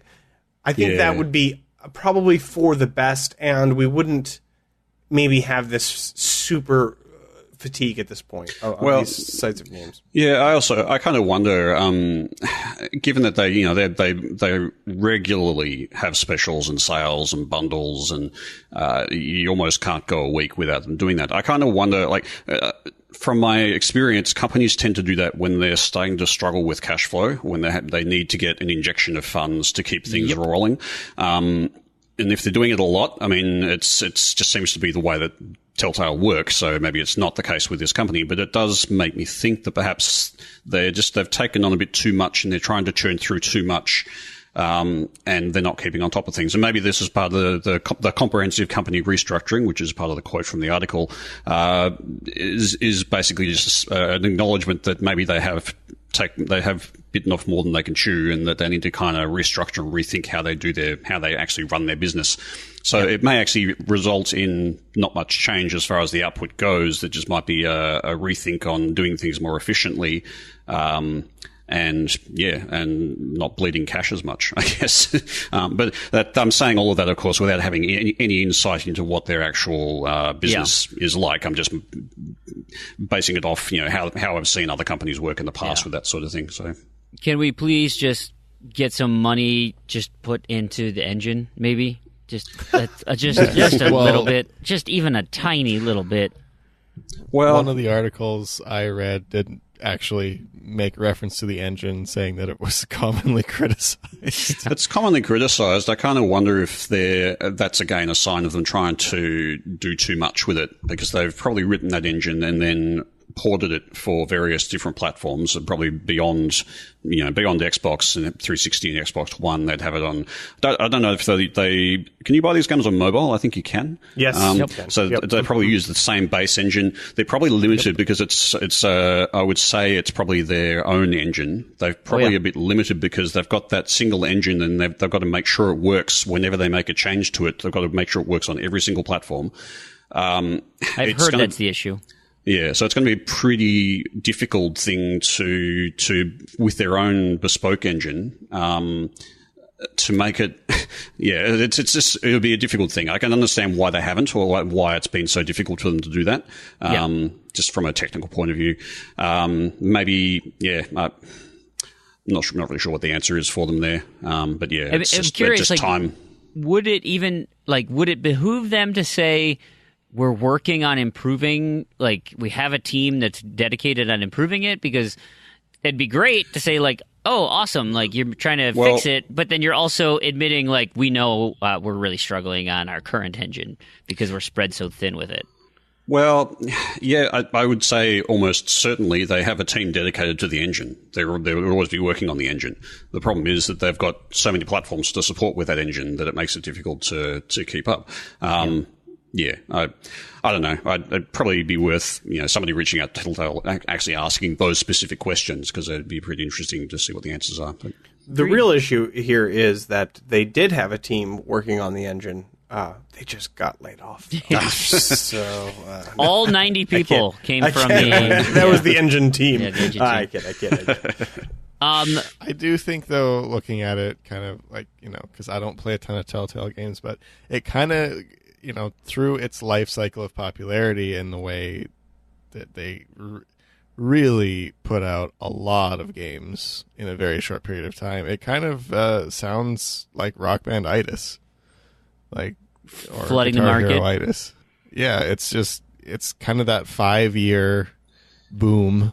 So it's had its run, dwindles off, but it doesn't die. But on the other hand, I mean, there's clearly with games like Life is Strange, there is still a very strong market for that type of game if it's done right, and that's kind of like Life is Strange is kind of like the next generation of that style of game. Yeah, I totally agree. And if Telltale could, update their style and update their engine a bit, and maybe they move away from the kind of cartoony kind of style graphics or something like that, and maybe they update their engine, then maybe they can keep on that wave and keep pulling out the games. I mean, the thing is that the games aren't bad. I mean, as much as you can criticize the engine, the games are still good. The stories are good. And they do exactly what you expect now, but that's probably part of the problem, is that they do exactly what you expect now. Yeah. And maybe they do it. They do exactly what you expect, and the story, at least from what I've played of them, the storytelling is really, really good, but the tedious elements of the gameplay and the janky engine take a lot away from that storytelling, in my opinion. And yes and no. It takes away from the experience. It depends on what it is. So, like, I was just replaying episode 1, and it was like I had to find these batteries. I was like, this is just tedious. Oh, that's But if awful. it's like, if there's some level of tension, or there's something that, like, you're doing a series of tasks that are varied enough, but then all of a sudden there's maybe a jump moment or something happens that maybe because there is a vehicle in which makes sense of you hit them with the tedium, so that then when the big moment happens, you're caught off guard, because you're just like, I'm just doing this, whoa, and you get surprised. Like, that is a technique that they can use, but some of them are just tedium for the sake of tedium. Yeah, well, yeah. And those are the ones that I have the biggest problem with. Well, on that battery thing, I'd actually argue that's that entire task, like that task is busy work, but it's actually in the aim of getting you to wander around and explore, talking to all the different characters, and getting. That's what that's for. It's not the batteries. That's just you need to go and do these things in order to proceed the story, sure. But that's not why you're really doing it. Why you're really doing it is to give you a chance to explore the characters a bit more. But if you're replaying that, of course, it's going to be tedious because all you want to do is get those frickin' batteries and get on with the story. Right. But the first time through, you are just talking to all the characters and learning all about them and doing the various different things, and you find the food for someone was saying, you know what I mean? Yeah, we were talking on the chat because obviously I've already played it, and we were talking in our party about like, well, I should just be a total jerk this time around. He's like, oh, you know what you should do? Take all that food and just don't give it to any of the kids. Yep. Like, eat it in front of the kids. Like, that's the best. Yeah. Oh, so. Brilliant. Yeah, but you see, can you take my point that? Oh yeah, for it's sure. It's really those little things. That's why, from a gameplay mechanic, that's why that task was there. And you can see that if you just take that in isolation as being a tedious task, sure. Yeah. But that's not what it's there for. It's there to actually let you explore the game environment in a non-linear way, as in you're not driven towards, you're not watching a cutscene, for example. You're not doing it's not a visual novel. Exactly. So that's what that's for, and I think you're calling that a bad part of the story or the bad part of the game is a bit rough on it because that's not really what it was designed to be. It's anyway. That's just my point of view, my opinion on it. And replaying it, obviously, it gets pretty tedious. Yeah. Anyway. All right, well, let's move on. There was obviously the Xbox One X was released this last week here. Twitter is abuzz. Everybody is super excited, and rightfully so. It's a beast. It's super fun. You guys got yours, but Phil Spencer's been making the rounds. Everybody's been kind of making the rounds talking about just everything that's going on. And there was an article that came out via Bloomberg that Phil Spencer talked to, and I just want to pull out one item here that he was kind of talking about. A lot of the future of Xbox type thing. Where is it going now that we've got the X here? What's kind of the next big thing? What makes the most sense for him as a company? And it really kind of stems from a lot of what I've talked about last episode with PlayStation coming out with their PlayStation experience and just bombarding us with not only the marketing rights to all the most popular games this fall, but all the new games that are, quote unquote, exclusive to PlayStation, at least to start. And Phil Spencer, one of the items he says is that he wants to, I don't know if it's an initiative, I don't know, the details on this, but start or acquire studios to develop more games and software in-house. And his quote is, our ability to go and create content has to be one of our strengths. We haven't always invested at the same level. We've gone through ups and downs in those levels of investment. And, he's alluded to, we need to get more studios either under our wing. I know he shut down a whole bunch of them. So either replace those coffers or have different relationships with some of the independent studios. And this kind of goes back to my comments way long ago where I was talking about the Xbox farm system, like the Undead Labs with State of Decay, or, picking some of these small indie groups to, like the Cuphead developers, get them and have them develop games for you only. I know you have exclusive rights to Cuphead, but, maybe how about game number 2, whatever they have, grab them and go through and pick up some of these things. What do you guys? So let me start with this. If you had a blank check from Microsoft to go and buy a studio, who would you go? Who'd you go grab? Brew, who would you take? I was not prepared for this. Who's your favorite studio? Do you have one? Randy, you have to have a favorite studio. You know who I get? Here you can get real cheap? Volition. They're real cheap these days. Probably. If I had a favorite studio, I wouldn't want Microsoft to buy them. Oh, man, that's damning.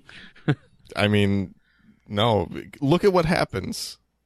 I mean, look at what EA does. But it's Phil Spencer, die. man. In Phil we trust. Oh. No. I know my answer now. All right, what is it, Brew? But, yeah, if to answer that question, though, Bluehole. PUBG. Yeah, it's... Wait, hold on. Because Bluehole has split from PUBG now. Because PUBG has its own company now, the PUBG Corp or something like that. Yeah. Okay. So now they have it. There is a company in Japan right now that is only focused on PUBG, and Bluehole is focusing on other things. Weird. That's weird. I think the one that owns the rights to PUBG. That's the one that they would buy. Yeah, I could see it. Peru, what was your answer? Get Bungie back. And they can stop making the terrible game that they're doing now, and they can fix Halo, which is also terrible. I think the damage is done with Bungie. To be honest, sounds expensive. That's the thing. I think it's not Bungie anymore. It's not. Yeah, it stopped being Bungie a long time ago. A lot of the sort of the founders and the people who ran Bungie back when it was the real Halo franchise, the good years, they've all kind of left. Bungie's not really that Bungie anymore, and I think the way that they now work, particularly with Activision, I think that they've taken on too much of Activision-itis, and even if you bought them now, they would still not be my favorite company. I would, if anything, it'd be a case of, can we buy all of the old Bungie people back and put them in a new company? But I guess that's almost what 343, that is almost what 343 Industries is. So, you could almost argue that did not work out well, trust me. Well, yeah, we'll see. I guess for me, I mean, my personal favorite obviously would be Elite Dangerous's developer, Frontier. Sure. I could see that working, but I don't really necessarily think that Elite needs to be an exclusive or anything like that. But I think the company that probably should be bought out, or that would, has been one that we've discussed in the past as well, is about hostile takeovers and whatnot. Ubisoft. If Microsoft could buy Ubisoft, that would just, stop that really annoying hostile takeover thing from happening. That would be great. Shut Vivendi down. There you go. They just buy Vivendi and start reopen that movie publishing business that they wanted to do. Just go the other way. So as Vivendi's gobbling up Ubisoft, Microsoft just gobbles up Vivendi.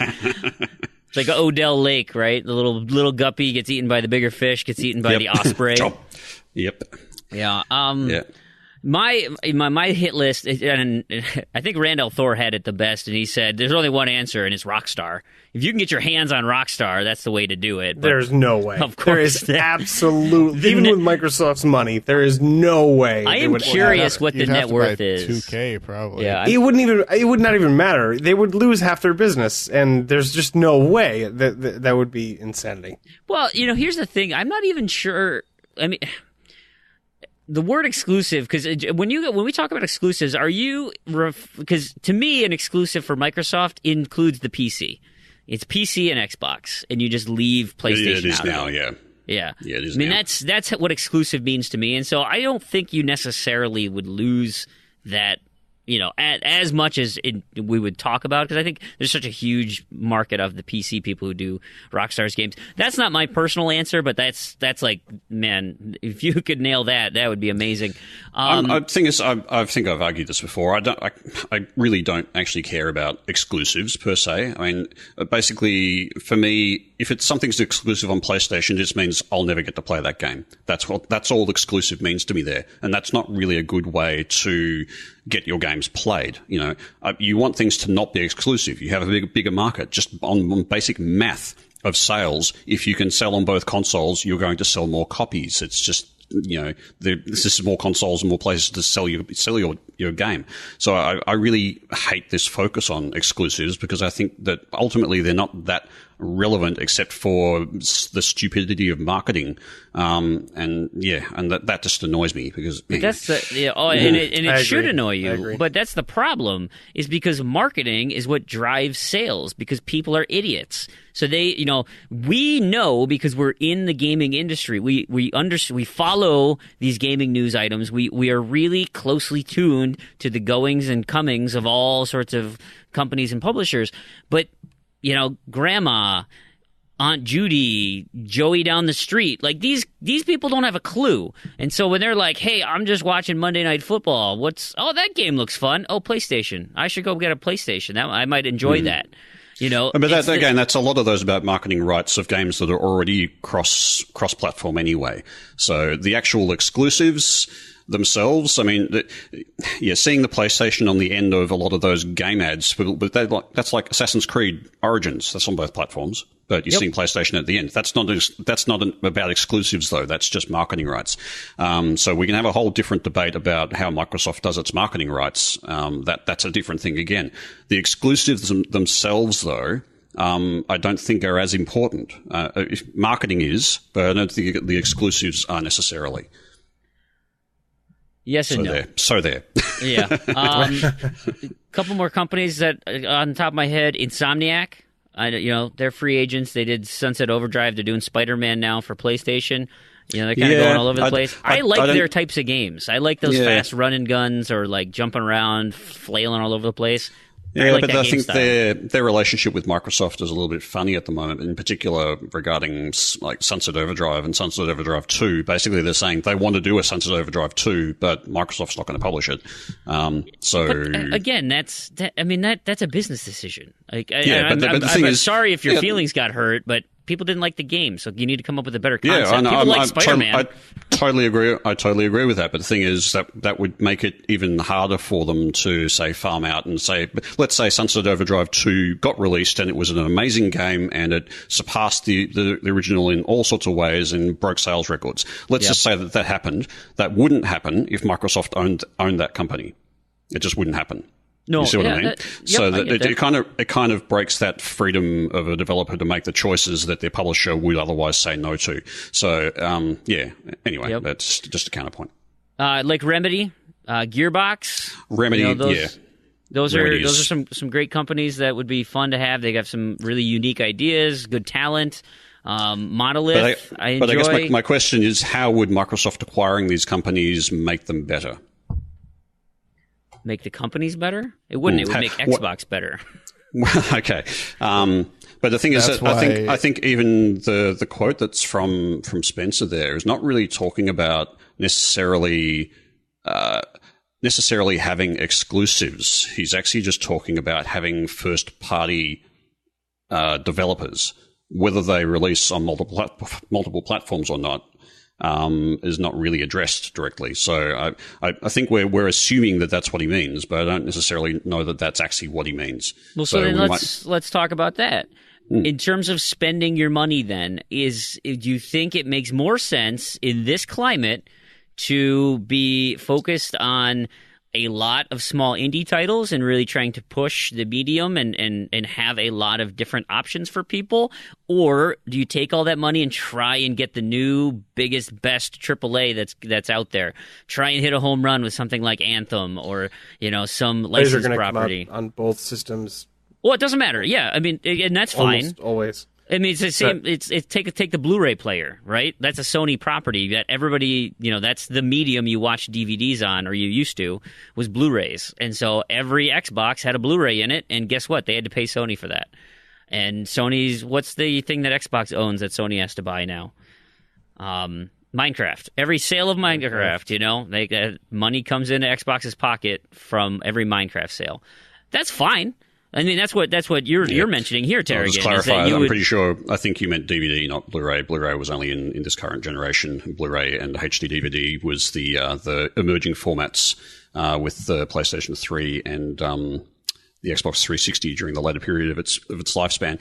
DVD and Blu-ray are both owned by conglomerates. Sony is part of both of those. So anyway, just wanted to clarify that. Point's still there.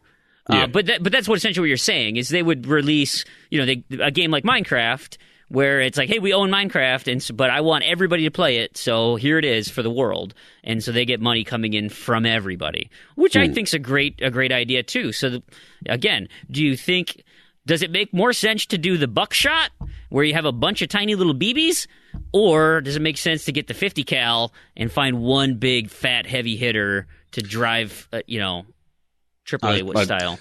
I think if you were only going to choose one strategy, you would probably do the buckshot, because there is a good chance that one of those will hit and go big, and eventually become the bigger franchise or a bigger studio or game or whatever.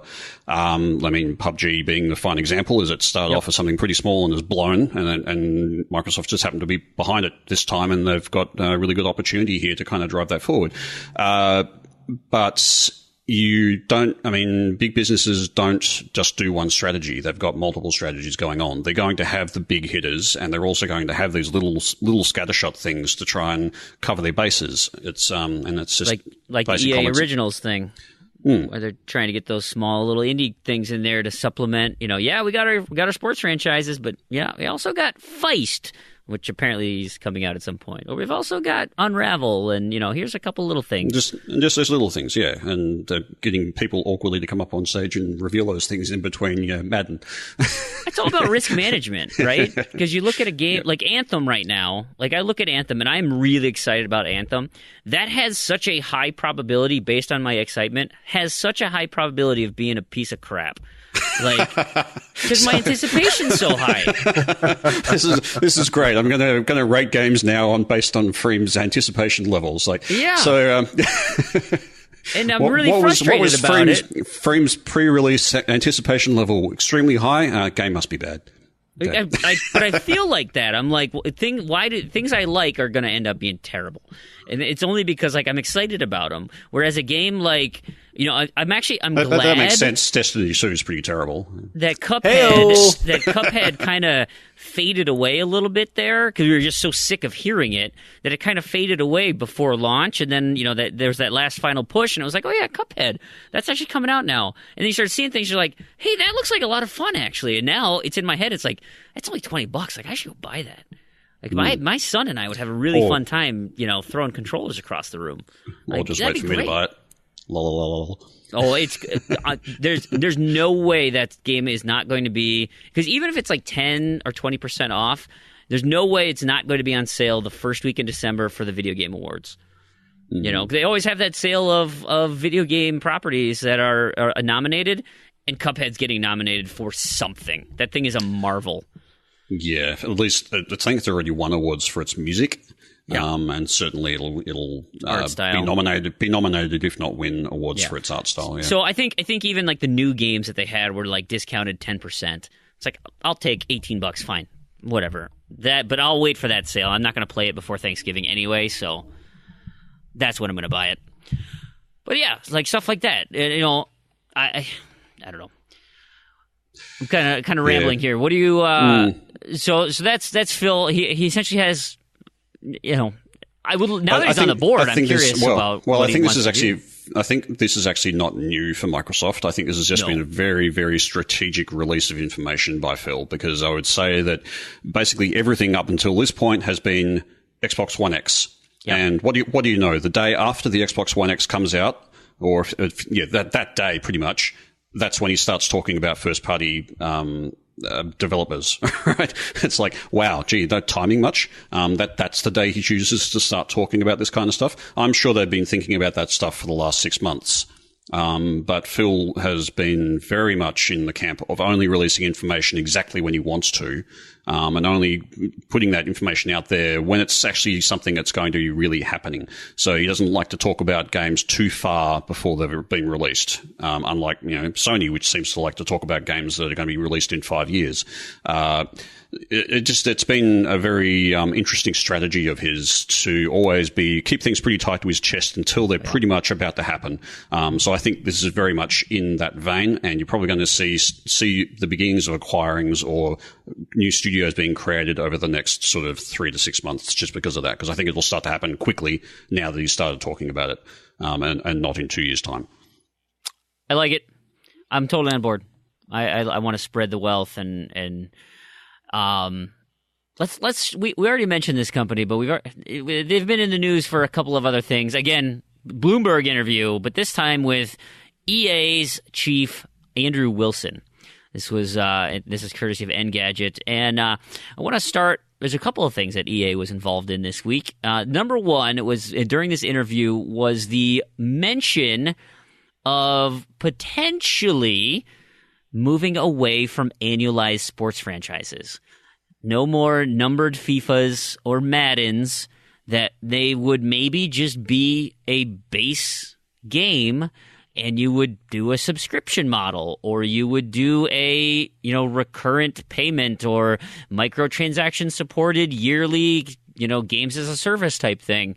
Again, this is all just pie in the sky stuff he's talking about. I know they're having real serious discussions internally, but these are just kind of some ideas he's floated out there about maybe it doesn't really make sense to come up with a brand new game each year, and maybe it's something that we can just support on an ongoing basis. I know we've talked about it before. Other people have talked about it before, about just, you get these patches all the time, or you get these, and you can have this year-long cycle of just continually being in the news, or you come out with a new patch, or you come out with a new game mode, or just think of being able to release a piece of content for the NFL draft right after that comes out. So now you're getting some money in May, and then OTAs start. Hey, here's a new training camp module, and you can play some training camp mini games, practice your guys, get them ready for the main year.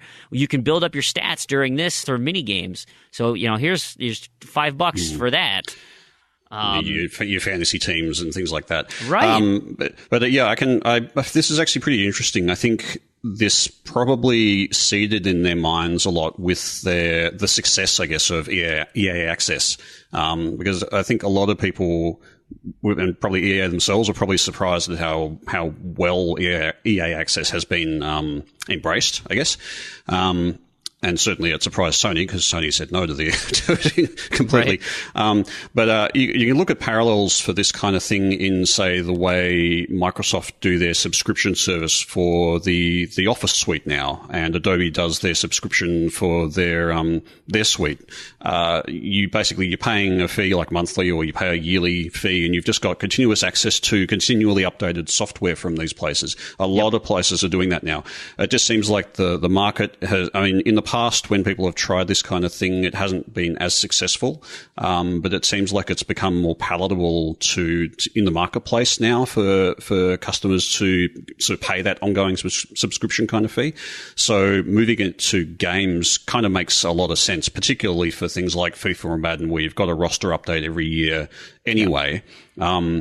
And again, if you look at the wider picture, you look at the Xbox One X, with, say, continually upgrading hardware. Say if there's a release of new hardware every 3 years or 4 years or something like that, which is essentially just a refresh of what you've got, but with newer, faster, better hardware. And so if you've also got a subscription to the game just updates and uses that new hardware. And that, it just keeps rolling on and getting better as you go, rather than sort of having to release this whole new game every time. I think it's a really interesting idea. How well it actually plays out in the market will be interesting to watch. I'm not sure how it will play with gamers, because I think that people who buy Office and people who buy Adobe products are a different market. They're doing it for a workplace kind of thing, whereas gamers are, that's recreational. So it's a bit of a different sort of market, I guess, and it'll be interesting to see how it plays out if they do go down that path. I agree. Prue, I want to hear from you, but I want to make this comment first. Is I think, just off of what Taragan was saying, I think what has changed is that they've made the pricing more palatable in terms of you're not getting hit with a monthly fee now. It's hey, yeah, you want to opt in, here's $5, but you know what? Just if you pay $30, if you pay this like super discounted price, we'll give it to you the whole year. And then next year when that comes around, it's only $30. It's only $60 once a year, right? You spread that out, you don't even notice it. I mean, we bat an eye now at renewing our Microsoft for a year. And it's like, and that could be a lot of money for some people, but for me, it's like, oh yeah, gosh, I got to get a new card. What's that going to cost me? $45? Yeah, all right, I better get on that.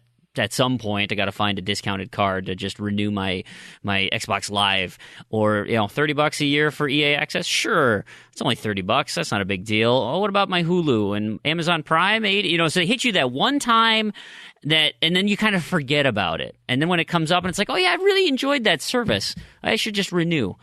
Versus, hey, every month you're seeing this just give me that. Just give me that quick when you're looking at bills and you're like, did I even do anything with that this month? Whereas you can look at a broader scope and say, oh yeah, I played a lot of EA games this year. Yeah, I got a lot of good to use. $30? I definitely got $30 worth of gameplay out of that. versus the longer time scale certainly makes a difference there. Yeah. So yeah, like over the course of 1 month, I may not watch Netflix at all, whereas over the course of a year, I know I've watched a heap of Netflix. So it makes more sense to have a yearly subscription there from a rebuy point of view. Do you have any comments here? It makes sense for this model for these types of games. It's games as a service here, and depending on how it's priced, it makes sense both for the developer and the consumer, I would think. You don't have to develop, there's not this push every year to add the one, the quote unquote back of the box new mode or whatever. You don't have to do that. You can still do it, of course, whenever you want, but you're not forced to do it every year. The roster updates and all that stuff seems pretty trivial. What I would worry about, and this is a little bit of Randy attitude, would be to see how lazy the developer would get at that point. Oh, that's incendiary talk. I mean, because if they're okay, so say you subscribe or whatever you have to do to I'm a Madden customer, and they're not incentivized in any way to push forward the gameplay at this point. It's just sort of. Let me come back at you, Prue. Do you at your job? I assume you get an annual review, and there likely is some type of raised cost of living, or if it's performance based, you do. So the day after you have your review, do you just kind of put your feet up and be like, well, I got another year ahead of me. I don't have to I don't have to work anymore. Oh, yeah. Screw that. I mean, my feet were already up at that point, but yeah, I put them a little further up at that point. So, it's definitely no. Yeah. I mean, it's personal pride. You are a professional, and you want to achieve at your job and always do your best work. So to say that these individuals aren't doing that just because, hey, we got money coming in, we don't have to care anymore. Oh, I'm not saying that the individuals are doing that's kind of a silly argument. What I'm saying is that the bottom line is not going to force them to do these sorts of things anymore. That the corporation at that point, that the company is not going to be as incentivized to. Yeah, I don't know that I agree, because I think if they don't continue providing value for money with those subscriptions, people will stop paying the subscriptions. Gamers will still want to see those new modes, or those new journey modes, or those new stories, or those new ways of, the new blades of grass in the field and those kind of things. They want to see those progressions, for they want to get their money's worth when they're paying those fees, even if they're paying their fee once a year as a game purchase, or if they're paying their fee as a game as a service kind of thing. Right. And particularly with FIFA and Madden, they're kind of the what do you call it? They're the flag bearing titles for EA as far as that goes. It would not do them any favors at all. It would be very bad for them to be perceived as being lesser quality because they've gone to this kind of model. I can't see them dropping that kind of thing. Look at our podcast. What is their motivation then at this point to switch to this model? I mean, I have an answer for you, but look at our podcast. I'm sure we lost a ton of listeners when we stopped making garage jokes because people were sad they didn't get it during each. No, really, to answer your question though, so in my company right now, we're a contract manufacturer, right? And one of our product lines is sunscreens. And so we make sunscreens, and you know what the biggest time for sunscreens is cruise season. So between January and April is when most sunscreens are sold. And it tails off through the summer, but like that is the most, because people are the most pale, and they're going to a destination where they will get cooked. So people buy up a lot of sunscreens at that point. And so that means we have to build all of our inventory in August through November. That's a lot of manufacturing that has to go into a short period of time. And you look at these games now, EA is like, okay, well, FIFA and Madden both launch in September or October. That's where all of our money comes in. And now we have to go the whole year, develop the new products till we can get to that next influx of money. And what this model does then, it just takes all of that and irons it all out and says we're going to, in theory, make the same amount of money because we're selling, these ongoing things. There's a dollar amount per person that we need to hit. And as of now, let's say it's $72.86. Like per person, they'll buy the main game, they'll do a little bit of microtransactions. That'll be, depends on who and where, but $72 per person. Yet we're getting all of those people in October versus doing this kind of spread out model. You'll still get a big bump at the start of football season, but that helps iron everything out, and you have a more steady cash flow. And so that just makes life easier on certainly decision makers because they can be a little more loose with the budgets because they have cash flow and they can spend it. The problem is you need to then raise the whole bar and say, okay, this is our baseline now. How do we make more? I got an idea. Loot boxes. Well, that's already built into those games anyway. Yeah. So that's not here's the thing. They could actually. Sorry, Prue. Just one small thing. They could actually reduce the. They could reduce the cost of the base game. Not the base game, but they could reduce the cost of the subscription because they're offsetting that with the value that they get from loot boxes as well. There's a kind of a cycling effect in there. But anyway, that was all I wanted to say. Sorry, I guess my argument though is just that at this point, and this may come from an ignorant perspective, but I think that it's generally considered to be already a kind of lazy life cycle here, right? Like there's no big transition between Madden 2000XX and Madden 2000XX plus one.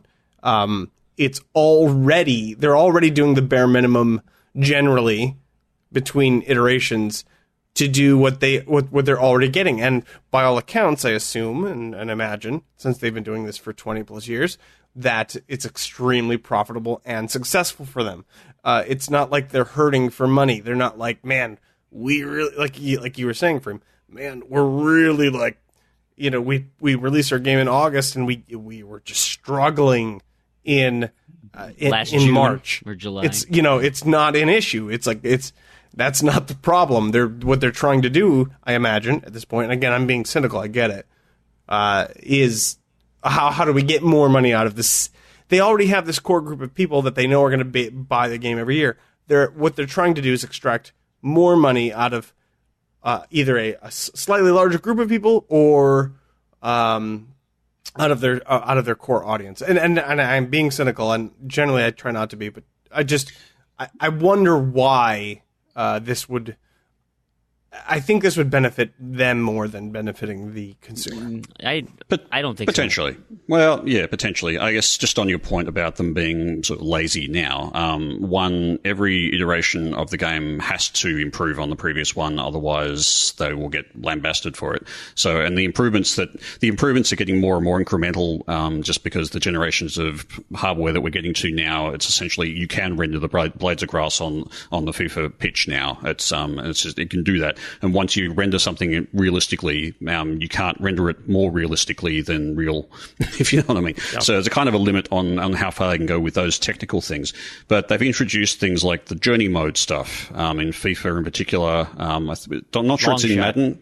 Yeah, long shot in Madden. Long shot. So they're obviously trying to iterate. They're trying to, well, not just iterate, they're trying to create new modes, create new things for gamers to explore.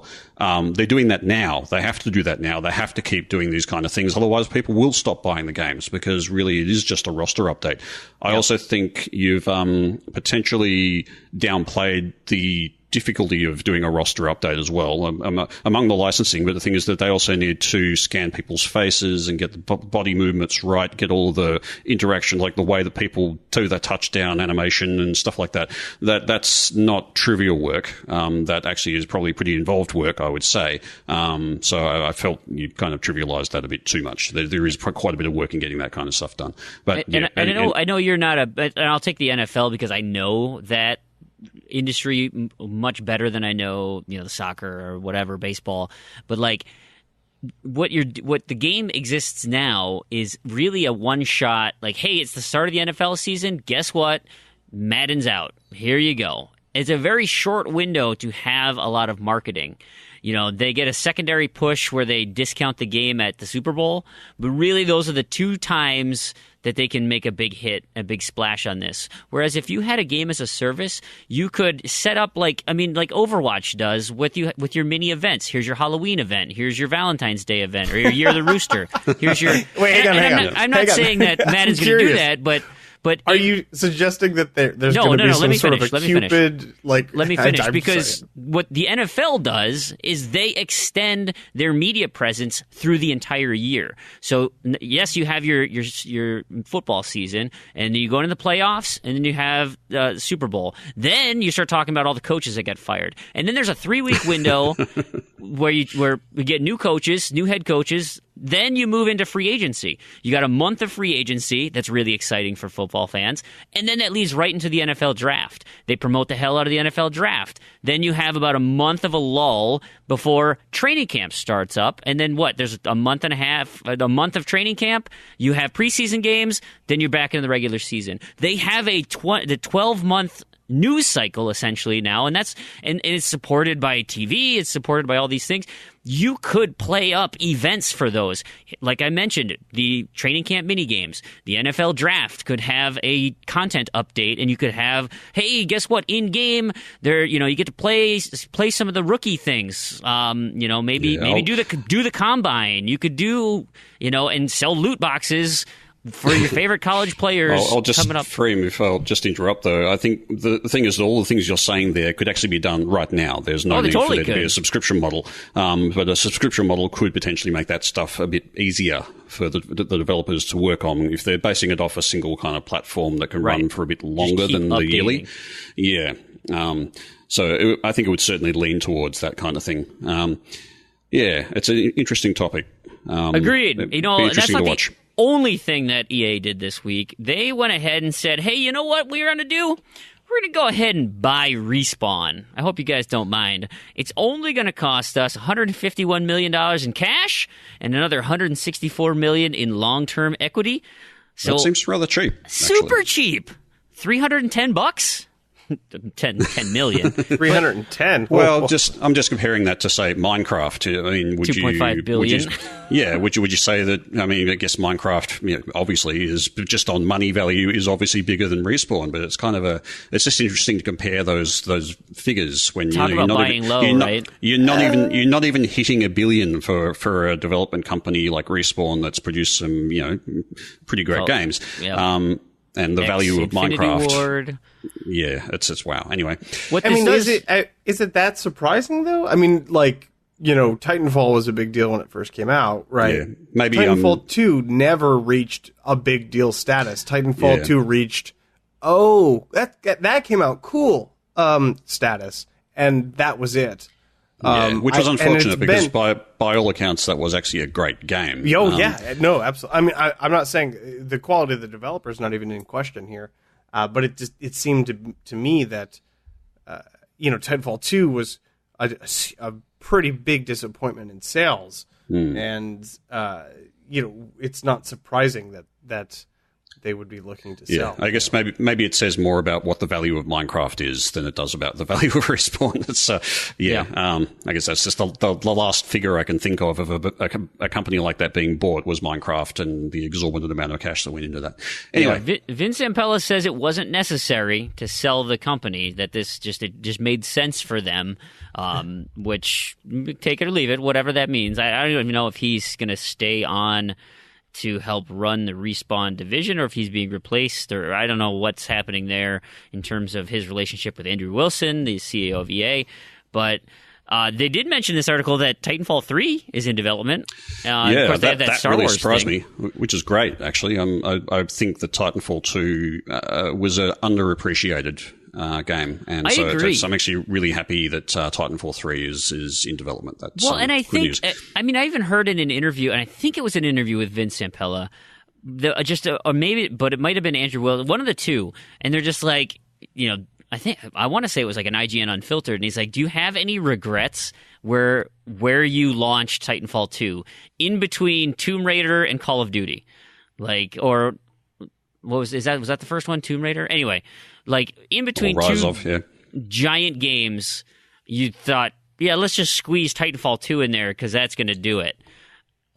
I mean, oh no, it was Battlefield 1. That's what it was. Battlefield 1, Titanfall 2, Call of Duty, Infinite War. Right? Yes. Yep. And it was like... Yeah, recipe for failure. Are you kidding me? Like, and you wonder why your sales were terrible? Like... Well, they probably don't wonder in hindsight, but no. I would say that they didn't plan it that way. It's just that that's the way those other releases happened, and they had so much momentum going at the time. I'm glad calmer heads prevailed and said, yeah, that was a blunder. Let's give Titanfall 3 a better release date and put, and listen to what people are saying that why they didn't like Titanfall 2. Yeah, which I don't think there was much criticism of Titanfall 2, as I recall. No. Generally, I've only heard good things about it. What I worry about here is EA also, like, Respawn obviously are doing the Star Wars Battlefront games, right? EA also just shut down their other studio that was doing a Star Wars game, Visceral. So that's right. If we don't see loot boxes in Titanfall 3 and Star Wars, then they're going to shut down Respawn, which would be kind of crap. But yeah, anyway. Titanfall 3. I'm excited for when you hit, you hit up on the arrow and you get plus 25 experience. Loot crate incoming. And then the little arms come out and they pull you into the loot crate. You guys are missing the rainy bit of this. What's it? This was gross. This was gross for me when I read this. And kind of goes with my just like ratings and things. Respawn will also receive bonuses tied to Metacritic scores for both its upcoming Star Wars game and the unannounced Titanfall 3, according to that documentation. Yuck. Is this a new thing, or is it? It might be a new thing. Publicized now. Yeah, because I mean, EA are already publishing. This goes on all the time. Yeah, it does go on all the time, and I really hate this practice because Metacritic ratings, while they are generally okay, sometimes a title gets a bad Metacritic rating because of stupid stuff. Like, let's look at Mass Effect Andromeda. It would have had, if people hadn't have blown up about facial animations, it probably would have gotten a much better Metacritic rating than it did, and that in turn. I would argue with you on that point. Yeah, there are other weaknesses in the game. However, the very, like, before it even came out, before it was even released, people were talking about and blowing up about the facial animation stuff. That had to have had an impact on subsequent reviews of that game, and the people who were reviewing the game would have focused much more on the stuff that they'd already heard about the game, in that sense, and given it a worse rating, I believe. It just things going viral like that have such an ability to impact the overall rating of a game, and that in turn impacts the bonuses that the poor developers who are working on the field trying to get these games out to people. Okay, but I don't know. I hate that kind of bonus tie anyway. In that particular example, Andromeda has a 76 Metascore. Yeah. Do you think that's fair? I think that's fair. I think that's generous. I'd be curious. Randy, you were just saying yuck to this practice. The way that Metacritic works to me seems fairly straightforward and reasonable. Yeah. I mean, obviously incentivizes these people. If there's going to be some sort of shady dealings between developers and reviewers, that's where it's going to happen. But yeah, that's presumably, if there's no, if you're going to do a sort of performance-based incentive on the developers, this is as close to a good metric as you can get. I don't know how you... Well, I think the problem with the metric, though, is because it's tied to independent reviewers, that there are people out there that this is their living. And so in order to be, to get the clicks, you have to say things that are crazy. And so you get unnaturally low numbers for a popular game or crazy high numbers because people are like, oh, you gave that game a 10 out of 10? Or you gave that a 4? Like, why is that so low? And that I think they're artificially, because they're like, oh, this game's super popular, but I'm going to stand out because I'm going to give it a 2. And well, that's the whole point of Metacritic, is that it would normalize those sorts of things. And I think to take Andromeda as the example, I think actually the Metacritic score for Andromeda is probably fair, but there are definitely games that have received lower Metacritic ratings than you would think, and that was because of something probably aside from the actual game itself that happened around the time of release that affected the reviews. I can't think of an example off the top of my head, but I know there's been at least 2 or 3, and I also know that bled through to them losing their bonus and effectively, in some cases, shutting down the studio, all because of a bad Metacritic score. And I think that kind of thing is pretty obnoxious when you have no... when the bonus is so directly tied to something that's not really in your control. Especially I find as a developer... Like, and it was a bad marketing message or something. Well, something like that, yeah. Oh, man, screw that. Or let's say, I mean, let's say, just for hypothetical, that we have big game comes out. Let's say Titanfall 3 Advanced Edition comes out, and it is the best game on the planet. Except that in that same week, the CEO of Respawn gets embroiled in a sex tape bloody blow up, and that blows up, and that's all over the news, and that's everything that anybody's talking about, and that completely overwhelms any of the marketing and design for that. And that game, as a result, hits a low score. Yeah. Well, and because of factors not tied to the game itself. It's penalising the developers for doing their job well based on something that had nothing to do with them. I'm skeptical of this. I would have to, you say you can't point out an example of this right now, and that's fine, that's fair. But I would really like to see. I'm not saying that it doesn't happen, of course, but again, Metacritic is grabbing all of these different sources from all over the place, and I'm not saying it's a perfect. I'm by far not saying it's a perfect measurement, but it's literally meant to be as close to the middle of the pack as you can get, as close to an average that you can find. And Andromeda was a great example because it faced a lot of scrutiny early on, and I think 75 or 76, whatever it was, is more than a fair shake of that game. I was thinking, that because it was tied to Mass Effect, that hurt it, and so I was like, I was chuckling to myself because I thought, if we just came up with if it was a different name, like, and it, wasn't associated with that franchise, and so I'm thinking, what's the easiest way to do that? And so I was like, oh, Titanfall, let's, Fighting Tall. And then I was like, okay, Mass Effect Andromeda, Ass Effect Mandromeda. I'm like, nope, not that game. Don't look that up. I'm just looking back on some history of this because I remember reading about Metacritic stuff. And this is going back to like 2012. But Fallout New Vegas, when that came out, guess what its Metascore is? Just rough guess. I hope it's like a 30. 82. That game. It's terrible. Well, okay. That's just me. But it rated reasonably well, though, okay? Yeah. It got an 84 Metacritic score, right? Their bonus was tied to an 85. So by that 1 point, they lost their bonus. And as a result of that, they had to lay off people. And there was just a whole bunch of crap that basically went on with the company after that because they missed out by one single point. Yeah. It's kind of like there seems to be tiered. Well, there seems to be what's the word when you discretion. There's no discretionary ability there. It's either you hit that score or you don't, and that's it.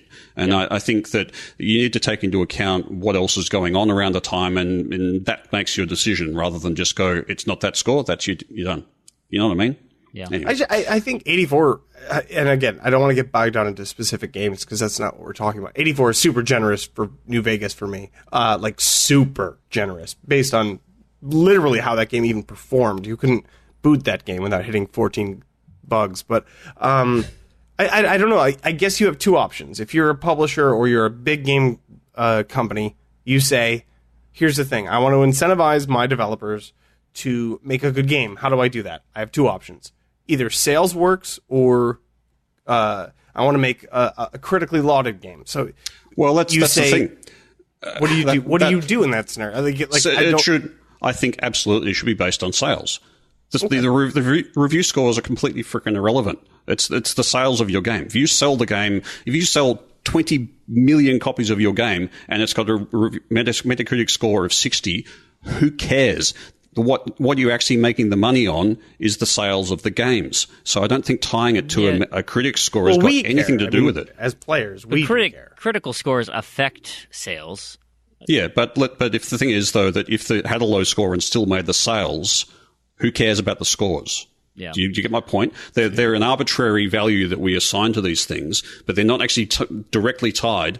What the publishers are saying here is that Metacritic score directly ties at all times to the sales of the game. Whereas I'm saying, well, not necessarily. Games could sell like hotcakes and still have a low score. Let's actually look at what the sales are and use that as your metric rather than I look at arbitrary score on ESO. A review site. Like when ESO launched, that was not a popular game when it launched. Like people dabbled and they liked it or whatever, and it was I'm enjoying myself okay, but like that didn't get crazy critical. Or Rainbow Six Vegas or Rainbow Six Siege. I mean, that's probably an even better example. That launched with relatively no fanfare. I mean, it was like, there's not much of a game here at all. Hey, one close to your heart, Fream, Destiny. Destiny did not rate well. Yeah.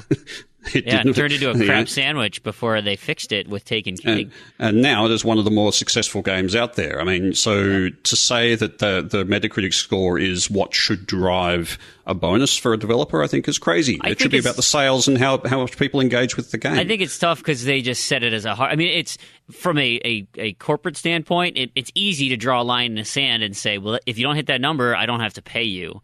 Versus it makes more sense to say, this is our target. If you hit this target, I will pay out your bonuses 100%. And then every point below this, you're going to lose 6% of your bonus or whatever.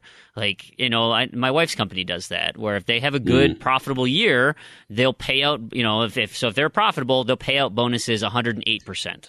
I'm sure that they do that anyway. They probably say, okay, if it's between 80 and 85, it'll get this kind of tier of bonus. And it's probably more complicated than we would know. We don't have visibility of their contracts. But I think the Metacritic score is not sales. It may be correlated to it, but it doesn't necessarily mean that is the be-all, end-all of it. And I don't think it's fair to really use that as such a simple tool to drive the financial success of a company, when it should be what it matters is people buying the game.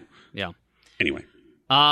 We should move on. Just want to touch here. Randy, this is a game you're going to be playing. Grand Theft Auto 5 is now officially the best-selling video game of all time in the United States. Take-Two Interactive, because it's a publicly traded company, has to share its earnings, and they have now sold over 85 million copies around the world of Grand Theft Auto 5. And that has now surpassed Wii Sports sales as the previous high-water mark with 82.8 million. This number, according to Game Informer here, in the sales call, is up 5 million since May. They've sold an additional 5 million copies since May. Who the hell is still buying this game? Are there even that many gamers? What? This is crazy. I mean, the other thing too is like that's Grand Theft Auto and Rockstar's games are not on the typical sales cycle. Like you see games, like we've said this before, all the sales happen in 2 weeks. And then the games disappear and they don't exist anymore. Yeah. Grand Theft Auto is always for sale. It goes on sale once a month, pretty much. But they don't even. It's a staple of any console. But the sales, I rarely see. The lowest I've really ever seen it frequently is $35. But occasionally you'll get a dip. They don't need to discount it. Well, that's the thing. Because that's the thing is they look at it as something that doesn't expire in 2 weeks, right? And I feel like a lot more games used to be like that, but something along the way changed. But it didn't for Rockstar. Well, Take-Two. So that's probably why. Take-Two has also, part of that earnings call. Strauss Zelnick, the CEO, has made some comments, and these are again what we're seeing in the industry. And I'll quote him here. He says, We've said that we aim to have recurrent consumer spending opportunities for every title that we put out at this company. It may not always be an online model. It probably won't be a virtual currency model, but there will be some ability to engage in an ongoing basis with our titles after release across the board.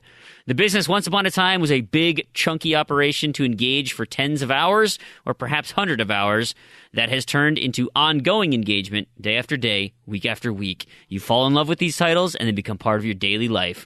That's a sea of change in our business. Recurrent consumer spending is 42% of our net bookings in the quarter. It has been transformative for us. So there you go. Take-Two will no longer have any games that don't have microtransactions. So what I want is this surprising? What? No, not at all. No. I think this is standard for every big publisher at this point. It's becoming that way, yeah. I think Phil Spencer actually touched on this a little bit. There's been a bit of talk in various places around how single player is dead, and I think even you've said exactly the same thing, Crandy, on this show. But Phil sort of takes a different view on that. Is in the game industry moves in cycles, and right now the cycle is that everything's going towards this kind of loot box, microtransaction, multiplayer, always connected kind of period. But that doesn't mean that single player games are dead. It's just they're having a bit of a lull period, and then they'll come back because people will come off those kind of games and get a bit bored with them. I think I tend to subscribe to that theory that it's just a bit of a lull for that right now, but it'll come back. Just got to give it time. So, I don't know. What do you think about that?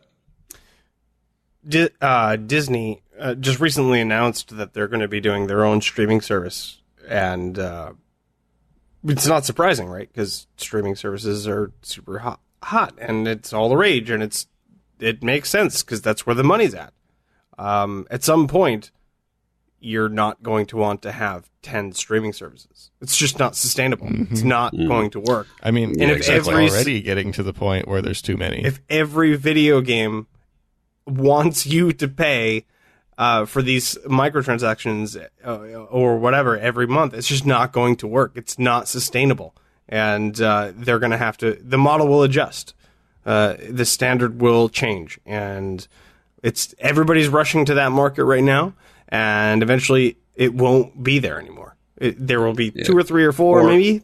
It'll oversaturate. It'll just, it can only be there can only be a certain number of like World of Warcrafts that can be sustained at a time with the player base of people who play those kind of games, or the player base of people who play these kind of online multiplayer loot box heavens. There's only so much room, I think, and once you've got 50 games in the space where there was previously 5, then the money starts to dry up a bit for new players. It's like the free-to-play games boom that there was for a while. There's only really a space there for a few of them. Once you've got too many of them, then they just start to die off because they're not making any money. Yeah, how's my Zynga stock doing? We kind of touched on this last week too, talking about, is this kind of the death of the free-to-play game? But yeah, it's like there's too many MMORPGs to play. They all take a lot of time. They all take a lot of investment. They're not all going to live. On the other hand, GTA will probably be one of the ones that will live forever and won't have any problems making money off of it. Until Red Dead comes out. Sorry.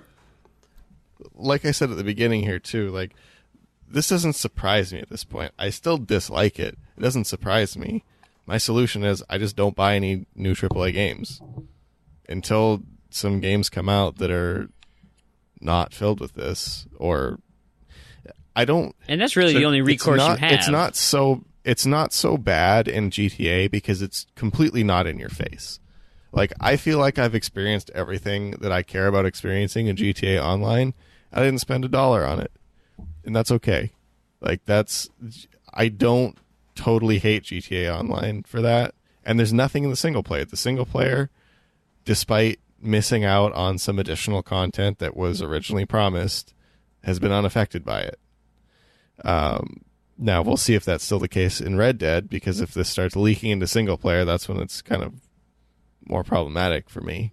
But if there's, Red Dead Online where you can buy 10 million different gold-plated horse armor for $10,000. That's, I still don't like it, but I would much rather have it that way than Call of Duty new whatever with watch people open 3 loot boxes to get an extra loot box.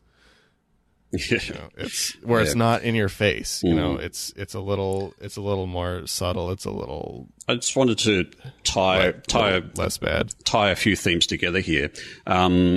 What would you think about Grand Theft Auto Online done as a subscription model? Firstly, and secondly, how do you think the subscription models that EA are looking at doing is going to affect achievements in the long term for those games? I think it means I wouldn't like it as a subscription model.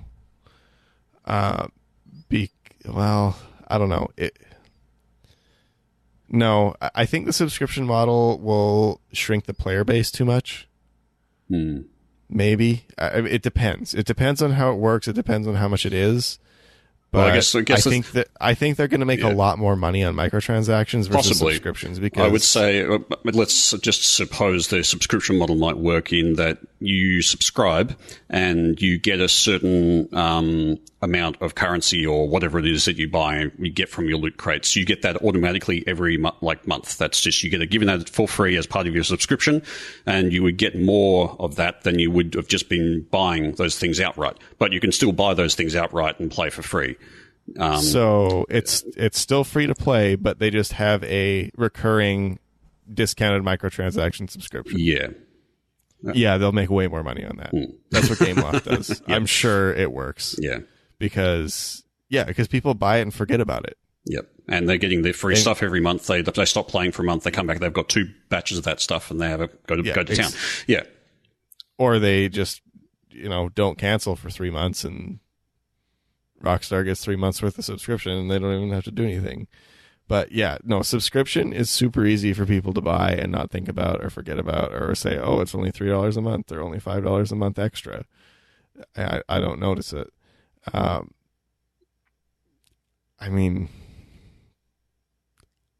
I don't really think it's necessary. I'm just wondering if the industry is sort of going that way anyway, that might be what we start to see in future for some of these games. I guess tying back to, I don't particularly like software as a service models. Some places it makes sense, but I particularly dislike it with Adobe because, at least from what I use, their software changes very little to me. Ever.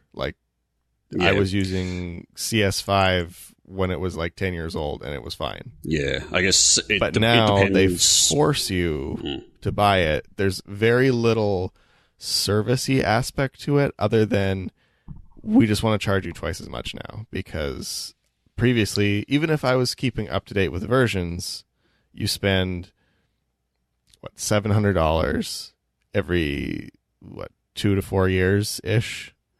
Now it becomes $30 a month.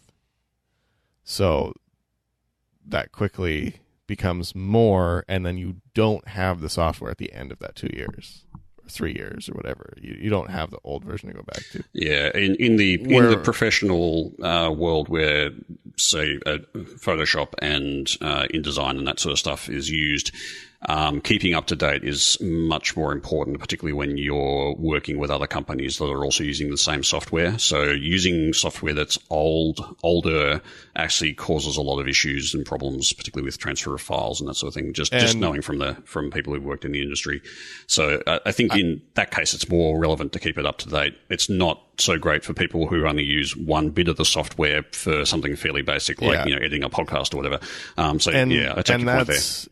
That's where I like having the option, like what Word does, what Office does. You can buy Office, or you can buy Office 365 that has some cloud services and cloud storage and things like that, servicey stuff. Yep.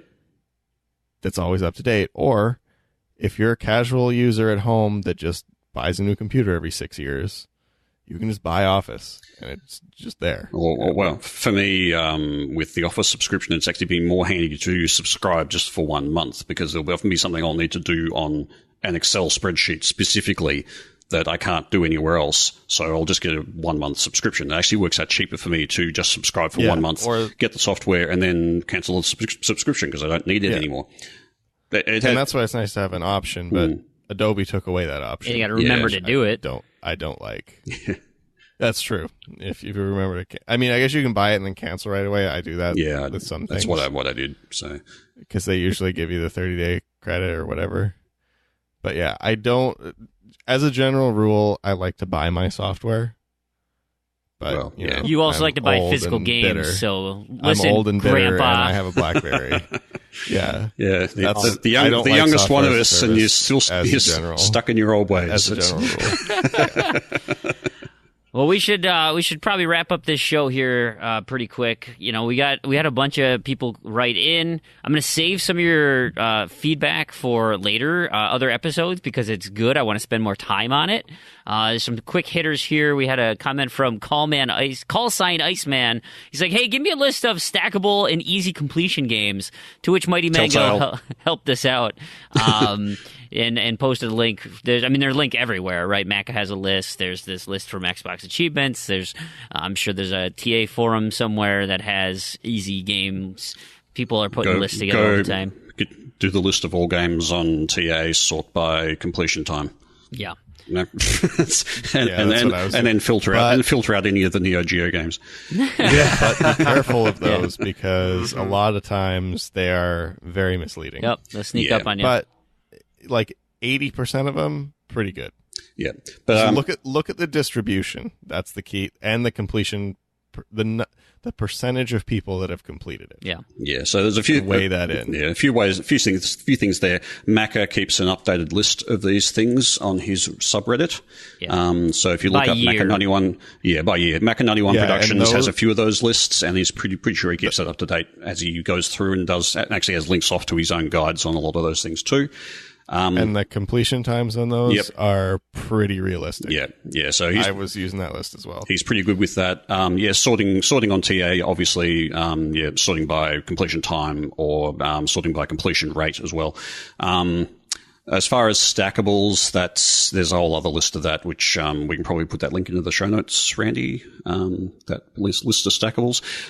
That's not necessarily easy. I mean, the easy stackable. Rarely are they easy. the easy stackable ones will be the Telltale games. That's not quick. Nope, 10 hours minimum. At minimum, yeah. I wouldn't necessarily look at stackable, and put that in the bracket with easy. But there you go. There you go. Big L asks, who uses pins? I mean, you go one screen down from your homepage, and there they are, easy as pie. You guys use your pins very often? Yep. All the time. All the time. I used to. I use it for my TV. I don't like you go down. I don't go down from the homepage. I use my pins from the guide. Yeah. All the time. What a more interesting question is, what are your pins? So I got Rocket League. Start with Fream. Rocket League, good choice. Minecraft, Prominence Poker, again a daily. Plants vs. Zombies, really any of the games that I don't want my kids digging through my games catalog for, because like all of a sudden they'll be like, oh, interesting, you know, can I go and play a Bloody Zombie or whatever, like Call of Duty? Can I play Left 4 Dead? Like, no, you cannot play those games. So here's the games you can play that I'm letting you. So that's typically so it's just easier for them to get to. And then I throw stuff on there like True Achievements and Mixer, although, you know, those are just kind of antiquated. I should probably take those off at some point. But those are my pins. Any dailies go down there for sure. I have Clicker Heroes, Master Chief, Netflix. What else? I think that is probably mostly... Oh, Master Chief. Oh, I already said that. Sorry. I was just thinking of another one I had, but Killer Instinct. Yeah, all the big stuff that I want to kind of always go back to. Yeah, that sort of chip stuff. away at. Yep. Taragan, what do you got? Well, Netflix is my number one pin, but I've actually got every single game that's in my RTDL at the moment is pinned. That's a good idea. Nice. Anything I've got to work on, I have that pinned, and Elite Dangerous, obviously, and I've also got Spotify, although I haven't really used it through this TV because the audio is crap. Because I'm in the preview program, I've actually got the preview program, their app pinned, because I just go into that to check it out every so often, and there's one other one here I can't recognize the icon for, so it mustn't be pinned for any particularly good reason. Unpin. Yeah, I'm just loading it up now because it's having to do its thing. Gotcha. What do you got, Randy? Well, Taragan finds that TV. one. Is that it? That's it. So you do not use your pins. Not really. I used to. Hey, you know how anymore. You know how you're complaining about having to move lots to find all the things that you want? Maybe you should try using pins. They're really good for maybe. that. But it's still like sign in, like the sign in thing is hidden, and like the achievements are not that convenient. And all the games I play are just there on the home screen. Yeah. And if it's more than 4 old, then it wouldn't have been pinned anyway. That's right. You only have your 500 gig hard drive. Yep. Like, it's easy to find stuff when you only fit 5 games on there. Yep.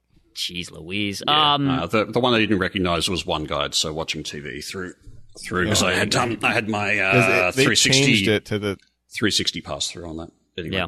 and they changed it from the TV icon to the 3 lines. I don't know why. TV icon makes way more sense. Right. We had a question from Beer Me. He said, "Hey, it might be too late to ask a question for the show," which Yep, it wasn't. too late. Bye.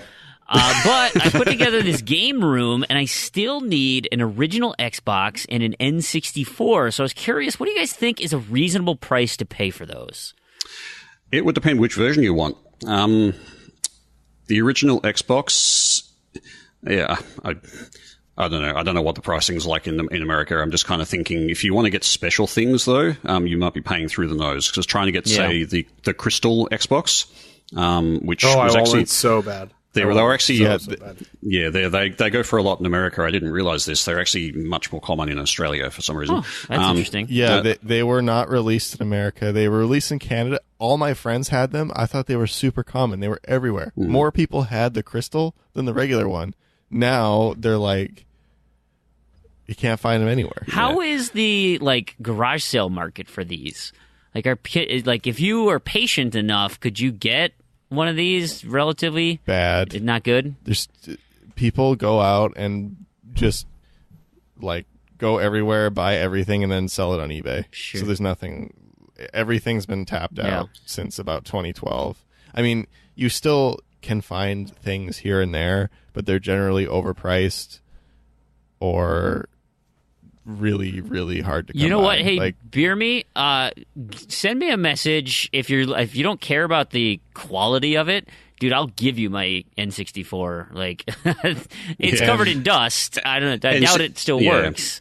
The N64, I think I picked up I bought one just for nostalgia reasons a while back, and I think I only paid like $20 for the N64, and I think I paid more for the cartridge games that were into it. Yeah. Current going price for N64, I sold one without a controller. It's between 40 and 50. Controller, depending on the condition, is like 20 plus. Yeah, and you want to try and get a good quality controller, because those things go janky pretty easily. Some company has been remaking controllers. They're exactly the same, but they don't say Nintendo on the top. Yeah. They're like $20. They use the same molds. Yeah, I wouldn't pay more than $50 for an N64. Yeah. For sure. That's real pricey at that point. No, 50 is kind of like bottom end now. Wow. I didn't realize. Retro collecting is trendy now. Well, yeah. Especially N64. Damn you, nostalgia.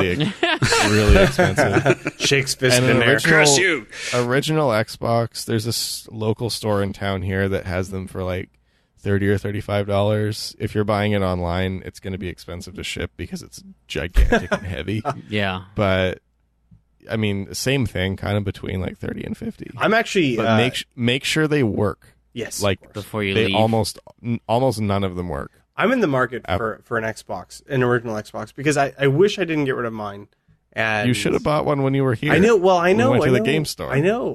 I want one, but then I saw the crystal one, and it was $100, and I'm like, it's a little too much. It's a little too much. There may come a time when I'm like, yeah, I'll pick one up. But yeah, I'd say I'd pick one up for you here in Australia, but then I realised it'd probably add about $80 to ship it to you anyway. Yes, so. it would be. You might as well just put it on a rocket at that point. Yeah, you'll wanna. You can probably find one from Canada though. Yeah, it's not. Well, not a bad choice. And it's still going to be the right region code. Yeah, interesting. Taragan, you had a couple items on your friend feed. Yeah, so Planning 42 was asking about the Balrog. I don't know if you guys remember the little overlooked... the rare and overlooked games. Yeah. Bean Dive, all the little loved rare and overlooked games. That's what it was.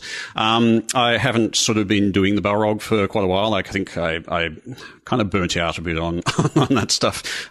So it's not. But thank you for reminding me. I need to go back and actually update that list because I've bought many games since then. And probably a lot of those would fit that criteria. But sure. I will get back to you on that. Midnight Delight asked, do toilets flush different direction down under?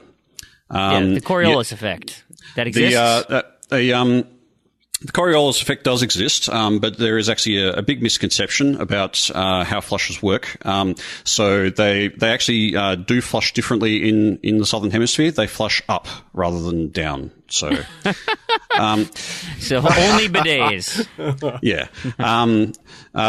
Does the game disc spin in the opposite way as well? Yes, it does, and that means that everything loads a bit slower. But that's fine. They did that so that we have more time to drink beer. There you go. Nice. And the funny. clock. Well, yes, and the clock. We also have to go backwards because we actually live in the future, so we actually run backwards down here. Well, it's funny because I was thinking too because if you're talking about the toilet, I'm like, okay, well, which way does the water? Does it go clockwise or anti-clockwise? And like whatever it's supposed to go different. Okay, well, and then the disc one's obviously a joke, but I'm like, so then you would say, yeah, our discs spin clockwise or anti-clockwise. And then he's like, well, what about a clock? And it's like, well, you're saying clockwise and anti-clockwise, but like to you though, if for instance if midnight was vertical or the 12 was vertical and it did go for you clockwise but to the left, and for some reason 1 was to the left and 2 and then 3 was immediately to the left, like that would still be clockwise for you. So like our terminology is shot. Yeah, this is where it's kind of like talking about particles and antiparticles. Yeah. It's like clocks and anti-clocks, right? Yeah, like one spins exactly the opposite of the other. Yeah, can you explain what the color blue is? Right, like how do you describe? Yes, that? it's the one that's 300 nanometers of light wavelength. There you go. Or whatever it is. Yeah. So anyway. That does it for our feedback. Hey, do we have any knobs and discos, our home for unobtainable and discontinued achievements? This has been Randy's longest section over the past couple of weeks. It's abysmal. You almost need to record this separately. It's getting so long now. it's getting out of hand because lots. What the hell's happening, man?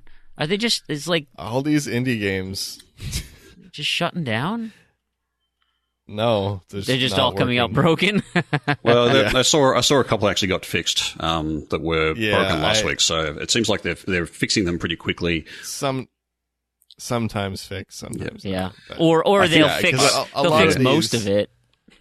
Yeah, because like a lot of these are repeats of ones we covered like 2 or 3 weeks ago. Yeah, I think being fixed. Right. Yeah, what I think is interesting here as well, just from we're getting a lot of these updates, but I think what's happened is True Achievements actually did a recruitment drive a little while ago for some more people to join the Game Info team, and I've noticed since those people have come on board, there's been a really big uptick in a lot of these things being addressed. So I suspect it's possibly a backlog of stuff as well that's actually being dealt with. So yeah, that might explain some of this going on. I think things are getting dealt with more quickly as well. Yeah. Just, more people, more activity, all that. So anyway, here we go. Unobtainable flag has been removed from 4 achievements in NASCAR Heat 2. Awesome. I'm so wanting to finish that game. Not really. There are 8 new discontinued seasonal achievements in Overwatch that look like the Halloween event. Yep, we knew that was coming. Yep. So it'll probably come back next year. On the 200 0.6% achievement in perception is unobtainable. Yeah, that was a weird one. I didn't really expect that mode to come out. They released an extra, like a title update essentially, that added an extra mode where like things are more aggressive, and it's called scary mode. And they were meant to have fixed this particular achievement, but then it wasn't. And yeah, I don't know.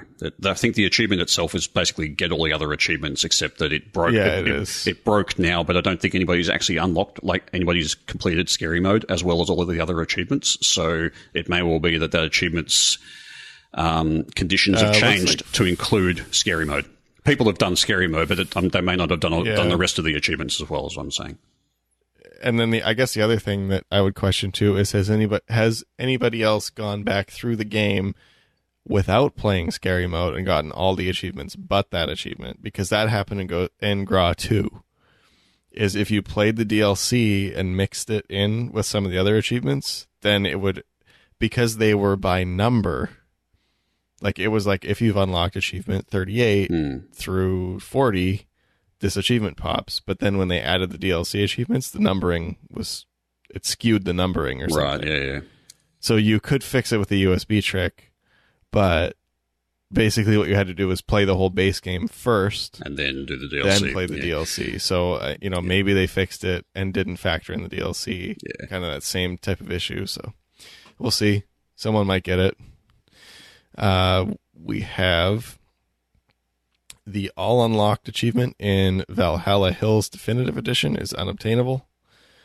The WRC Champion and the Legend achievements are both unobtainable in WRC 7. The Respectable in All Aspects achievement in Cobalt on Xbox 360 is unobtainable. So both versions of Cobalt have that as unobtainable. Yep. That one's an old one. Would have been sitting there for quite some time. Yeah, I think that one was. I think it has like 60 people that started it, and it's super, super hard. It's in my Balrog. I remember that. Yeah, just particularly the 360 version, not the one version. God of Light achievement in God of Light Remastered is unobtainable. Another gain all the achievements achievement. Those are the worst. Yeah, those ones really struggle. The Pierce the Veil achievement in Warhammer End Times Vermintide is unobtainable. A bunch of not in English achievements in an app are discontinued and unobtainable. That was a pretty, some of those were, that was a pretty obscure app, as I recall. I had trouble even finding it. That is UMU, Your Local Idol Walker. Yeah, it's actually, I think it's a karaoke game, and I think it actually requires a paid subscription to a karaoke service in Japan in order to even use. So obviously not many people have so this is interesting, is 2 of these that are unobtainable actually have rare next to them, so they're not unobtainable. Yep. Because somebody's unlocked them and it's on Xbox One, so I don't think it's been cheated. Yeah, interesting. But if it's a paid subscription, it could just be that nobody got it. And then I assume these are for songs played, because they have the pictures have 10, 50, 100, 500, and 1,000. Yeah, it makes sense. And the 500 and 1,000 don't have any. And the 10, 50, 100 have rares. So interesting. Yeah, well, it's just because they actually do have rarity on Xbox. You would say that they're definitely not unobtainable, but yeah, they're discontinued. They'd be discontinued now at any rate. Yeah, but not unobtainable. And I'd be willing to bet that the other 2 probably also aren't unobtainable. Just nobody got them. The Once You Learn to Read, You Will Be Forever achievement in Syndrome is unobtainable. We got some that are fixed. The Messiah and Thank You achievements in Shiny have been fixed, although there is still 1 unobtainable achievement left in that game. That was an amusing one that came up in my email. It basically said I had a automated notice for a shiny achievement notice or something like that. It read pretty funny. Ooh, shiny, super rare. Oh, I see. Yeah. What is he? Shiny flag changes. Woo, shiny. Anyway. It's like a shiny Pokemon. Yeah. And that does it for Just a few. Just a knobs couple. and discos this week. Just Man, a that's couple. obnoxious. Maybe we can finally have a week where we don't have like 10. Yeah. We'll see. So to finish out the show, let's just do zombie news here. We had a question last week that we didn't get to from Alex, who was just actually doing the Rocket League talking here. But he asks, hey, Fream, do a top 5 zombie movies. So this is my personal list. Although you guys can, if you want to chime in on any of these, in no particular order. And you know, I didn't put as much time into this as going through every single one, but I got 5 here that I thoroughly enjoy. So one of them is World War Z. It's my favorite book of all time, and the visuals of just seeing floods of zombies pouring over walls and just like that visual experience was just amazing. And so I really, really liked that. The movie was not, perfect, but whatever. 28 Days Later, I think, provided such a wonderful experience in terms of what life would be like in the zombie apocalypse from a more realistic human standpoint. And so I really like that type of world really speaks to me. It's not so much the gore and the violence and stuff.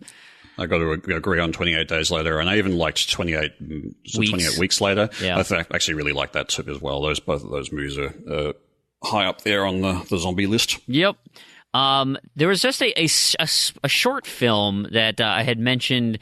I think I had mentioned it on Zombie News before, but it's called Cargo, and it's about a dad who saves his baby during a zombie apocalypse. And I don't want to look it up. It's literally almost 8 minutes. A movie that's 8 minutes long, called Cargo, Cargo. Watch the movie. It's a unique. It's just a kind of a cool zombie experience. So I like that. There's a movie out there called Fido, where it's a world kind of after the zombie apocalypse, and people are. Does it feature Daisy? It actually. So there's a company that is making zombies for your household, jobs and stuff, as a kind of a butler or a maid or a house cleaner, like you have a zombie helper in your house. And so the children in this house begin to have an affection for their zombie, and they treat it like a pet, yet it's still quite a zombie, and things go bad. So it's called Fido. It was an independent movie. A very clever take on the zombie world and lure. The final one, and probably my favorite zombie movie of all time, is Shaun of the Dead. I just love that. They poke fun at the zombie tropes. It's plentiful from a humor standpoint. It's just got good zombie action. Just all in all, I just really enjoy that movie. And so that's probably my number one on my list. But do you guys have any contributions to your top zombies? Yeah, so I'm not a huge zombie movie watcher, but I'm a bit surprised that you haven't put any of the Romero films on your list. To be honest, it's because I Dawn of the Dead was on there, but it's only because I've seen the remake. I Night. I didn't watch Night in a full sitting, and the Day of the Dead. I didn't really. I watched pieces of it, so. Okay. No, it's just interesting. I guess I'd probably put some of the maybe the early Romero of the Dead movies would probably be up there for me, just as kind of classics. But it's not technically a movie, but the Walking Dead TV series is probably the sort of the pinnacle, I guess, of, sure. where zombie FMV goes. That's probably it for me. I don't know if anybody else has a. Well, I don't actually have one that I wanted to pick out, but there is something very related here. Shaun of the Dead, of course. Yeah. Who is starred in by Simon Pegg, who also wrote the screenplay. Yep. Also was featured in all 3 of the most recent Star Trek reboots, and was co-writer on the most recent Star Trek Beyond. So, just so you know, it's his. There we go. His talents extend beyond zombies. I I was actually going to say something about that as well. They kind of floated, like not seriously, but they had floated a sequel to Shaun of the Dead at one point. Oh, I saw that. Prue, didn't you mention that on the last show? Yeah, we talked about it, I think, last week, yeah. Ah, right. That was where I heard it from. Okay, yeah. Dust Still Sean? That's the one, yeah. That would have been awesome. Yeah. A vampire one, yeah. That would have been great, yeah. Now, has anybody actually seen the TV series From Dusk Till Dawn? Do you know if it's any good? Nope. No, I haven't watched it. Can't say. Yeah. Randy, you got anything? Zombie movie? Yeah, I've got a few. I like Dawn of the Dead, the Fast Zombie remake. The mall one. Partially because I like the movie. I haven't watched it in a really long time, but partially because I like the movie, partially because it kind of sparked my interest in Dead Rising that I really, really enjoy. Sure. And I don't know if it counts as zombies. I mean, they're kind of zombies. The Quarantine and Wreck. Yeah, both of them I enjoyed a lot. They're too scary. Jump scares. Although they're Quarantine. they were. I wouldn't call them zombie movies so much. I know it's kind of like they're kind of going into rage virus things, and I guess 28 Days Later kind of goes into rage virus, and there's a whole big debate about whether or not they're really zombies or not, and whether zombies have to be slow moving. And I just think zombies have to come back from the dead. I've got a controversial question for you though: is Jason Voorhees a zombie? Yeah, I would say he is. Yeah, I mean, I guess I don't know enough of the lore, but like he did die. He but he might just be a classic monster now. Yeah, that transcends zombieism. I think I've got a feeling he's become his own supernatural thing. Yeah, that's kind of what I'm thinking too. But I just thought that it's like he keeps coming back from the dead. That's what zombies do. So he's pretty slow. And I mean, if we want to push that metaphor further, we could, but maybe that's dangerous territory. Well, and I think I know where you're going because I mentioned it to my kids. I'm like, Jesus. Yep. Zombie Jesus. Jesus. Like, and my wife yelled at me for saying, like, don't tell our kids that. I'm like, rose from the dead. I don't know what you want me to say. Like, that's just how it was written. Yep. But yeah, it's in the Bible. He likes brains, clear as day. He likes brains. It's right there. Yeah, right there in your Bible. Just read it, folks. There you have it, folks. Episode 100 in the books. We gave you a supersized episode. We brought Taragan back. It was awesome having you, Taragan. I'm so glad you took some time to be on the show. It was just thanks great. for having me. It was great fun. Randy's got a ton of editing ahead of him, I'm sure. But that's it for this show. So thank you so much for listening. Thank you for listening to the 100 episodes, or if you've just jumped on most recently and listened to the past few, thank you so much for giving us an opportunity. And, we have a Patreon page out there, so if you like what we heard or you want to continue helping us produce it, just throwing a couple bucks our way each month, or even a one-time donation, whatever you can afford, if that's in your wheelhouse, would be so appreciated. And we thank all of our patrons who support us so far. If that's too much to ask, which we totally understand, it is a big ask, there's a free way to do it, and that's just spreading the word about the podcast. Letting people know that we exist. Tell your friends, tell coworkers, whatever. We would love if you could spread the word, or give us ratings or reviews. Throw something up on iTunes. Give us some stars. Let us know how you think the podcast went. You can go to our website, z2z.com. We got show notes, credits, links, a couple things there that you might find interesting. And then contacting us. We got Twitter, @z2z, ZEDTOZED. Our email address, contact@z2z.com. Prue, do you want to let people know where they can track you down at? Yeah, absolutely. They can find me on Twitter, @OneUpDan. That's the number 1, not the word. There you go. Randy, what about you? Find me at Randy2727 on Twitter, or Randy on Troji. Then our special guest, Taragan, do you want anyone bothering you? No, go away. Okay, perfect. No, I mean, you can find me everywhere as $$ Urban Spaceman. I mean, ZZ Urban Spaceman. So it's Twitter, Xbox, and True Achievements. Perfect. And aside from the Z2Z stuff, you can reach me at Freamhole. That's FREAMWHOLE. That's my Twitter. That's my Xbox Live gamer tag. And if you really want to come chat with us, we've got a fantastic Discord community. You can go to discord.me/Freamhole and come visit us there. So I want to thank everybody who has made these last 100 shows possible, specifically making this show possible. So on behalf of Randy, Prue, Taragan, Damien, Planting, I have been Brandon, and to all of you achievement hunters and Gamerscore junkies out there, thank you so much for listening, and we'll catch you for the next 100 episodes. See you later, guys. Bye. Thanks for listening. Later. Hundo.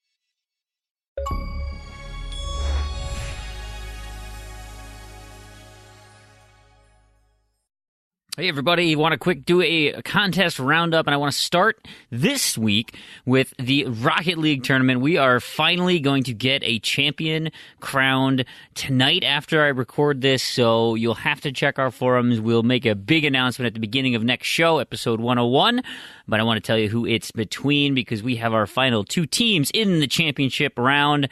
The teams are Prue, Fug, and Buffs versus Redemption, Big L, and Stushnikin. That 3-on-3 matchup being settled in theory tonight. So this coming out on Wednesday, the dust will have settled. We will have a champion, and we'll give them their due. I want to say a huge thank you to Stushnikin and Matriarch for getting this thing up and going. I want to thank everybody who participated and made sure that all these matches happened. It's been super fun. It's been really great, and we definitely do this again later. Like down the road, we are going to have another tournament. And maybe not stagger it like this. Maybe just hit a day where we can all just start to get together. Since the games go so quick, you can kind of just hit it in like 2 hours and just boom. Let's just knock the thing out, but who knows? So keep an eye on our forums. If you're interested in participating in the next tournament, make sure you go to z2z.com or forum.z2z.com, and we'll make posts there for the Rocket League tournament. You can also come over to our Discord chat, discord.me/Freamhole. If you go there, there's a Rocket League channel because it's such a popular game for our crew. There's always people talking about it. There's games going on all the time, and we likely will kick it off there like, hey, maybe it's time for another tournament. What do you guys think? And that will kind of get the ball rolling. So there you have it, guys. Rocket League tournament, huge success, so much fun. It's been really great to hear some of the shoutcasting that's been going on. So Chin and Misley, you guys have done a great job. Prue, I know you did it a little bit, and I think I heard Stushnikin on one of them. So you guys, like, the fantastic streams and videos on demand. So if you want to go back and watch any of those, I think Prue is going to try to put them on our YouTube channel, but you can also check out Chin Doctor or Prue's YouTube or Mixer channel. As well, I think Z2Z is going to host the championship game tonight. So there you go. A lot of places to find it. We'll try and put all that together in one spot that's a little easier to see. You can see how the matches ended up faring. But there we have it. Rocket League tournament. Going to be in the books, or it is in the books by the time you hear this. GTSC still going on. Redemption still alive in the individual. We're just ticking away toward the finale here in about a month and a half. About a month. So, yeah, we're real close to the end of that. And UHH3 is nearing the end as well. We are in week 9 now. Elimination round 4. Well, Chindokta ended up beating Erod 550. The final score there, 19-19. Chindokta beat him by 1 hour and 3 minutes. So congratulations, Chindokta. Iron Fist of Snuff beats Drelzar 20-19. Way to go, getting all 20. We are in the elimination round, the final 16 contestants. We've got Chin Doctor versus Mr. Grandstaff, and Iron Fist of Snuff versus Quick Mithril. So good luck on those matchups. Of course, there's, other matchups to be had, 6 other matchups there, and we'll see who makes it to the Elite 8.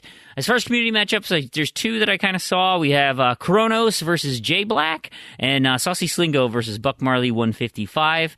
Everyone else has randoms they're up against. Speaking of randoms, random to-do lists. Of course, we're well into November by now, so hopefully you've been chipping away at that. I want to announce the winners for October. We had 82 people unlock at least a single achievement off their list in the month of October, for a total of 408 achievements unlocked as a community. So congratulations on that. Nice work. But our winner, NBA Kirkland, he unlocked 16 achievements with a 4% chance of winning, so he takes down the prize on that one. Congrats there. Our community challenge prize for October, which was first-person shooters, we had 22 people post that they have unlocked achievements in a first-person shooter, amassing a huge total of 472 achievements between all 22. The winner, with 29 achievements, 6% chance of winning, Matty H takes it. We're also doing November's X Gonna Give It To You. That is playing a game that has X in the title. Now, there's a question about whether or not the word, because on TA, it'll say if it's an Xbox 360 game, and that's in parentheses. Although that looks like the title, that is not the Microsoft title. That is simply a designation through TA. There are games, however, like Minecraft Xbox One Edition, that is in the title. That counts. So make sure that you've identified that it's actually part of the title for the X to count, but those will work.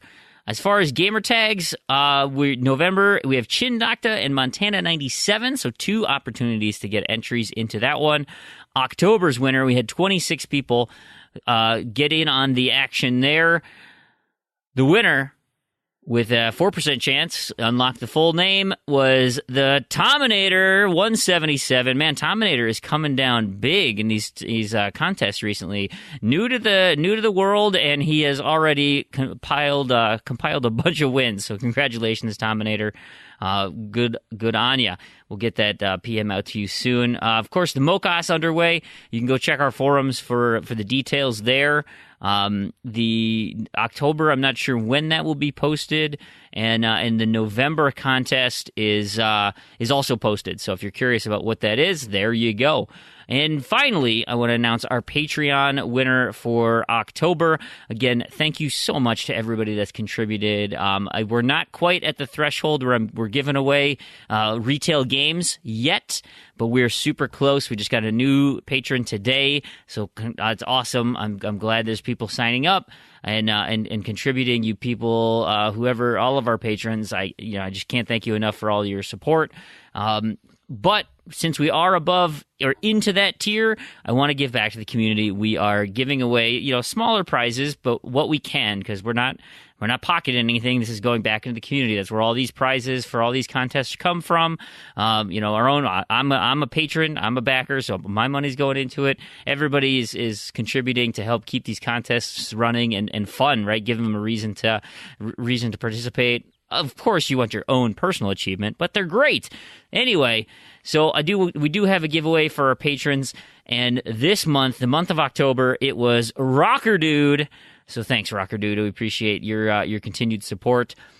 As far as the community stuff's going on, we do, of course, have our Discord channel. I mentioned at the beginning, discord.me/Freamhole. That link is always available to anyone. You can just join up, come chat with us, visit us at Discord. Lots of conversations going on about pretty much everything.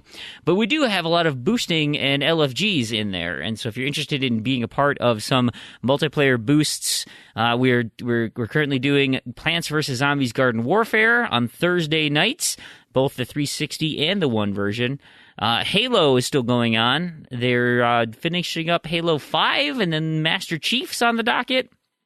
We have Battleborn on Wednesdays, and that's about it for open like active boosts. I know there was some Left 4 Dead going on. I'm still working on my Diablo, but that's kind of a lockdown crew. There's talk about some Borderlands, and I know last show we talked about Monaco, we talked about Battle Block Theater, there's all sorts of games that we'd be down to boost. So, and you know what? Maybe it's a new game you're looking for, right? Star Wars Battlefront 2 coming out, Call of Duty World War II, whatever the case may be. I'm sure you can find people in our community who would be interested to play. Of course, there's always Rocket League. Everybody will play Rocket League at the drop of a hat, pretty much. So that's it for our community roundup, everyone. Thank you so much for being a part of our community. You guys really are what make this place so much fun to be a part of. I've made some really awesome friendships here. And I'm already late for my Diablo boost, so I got to get out of here. We'll catch you guys episode 101 next week. We'll see you later.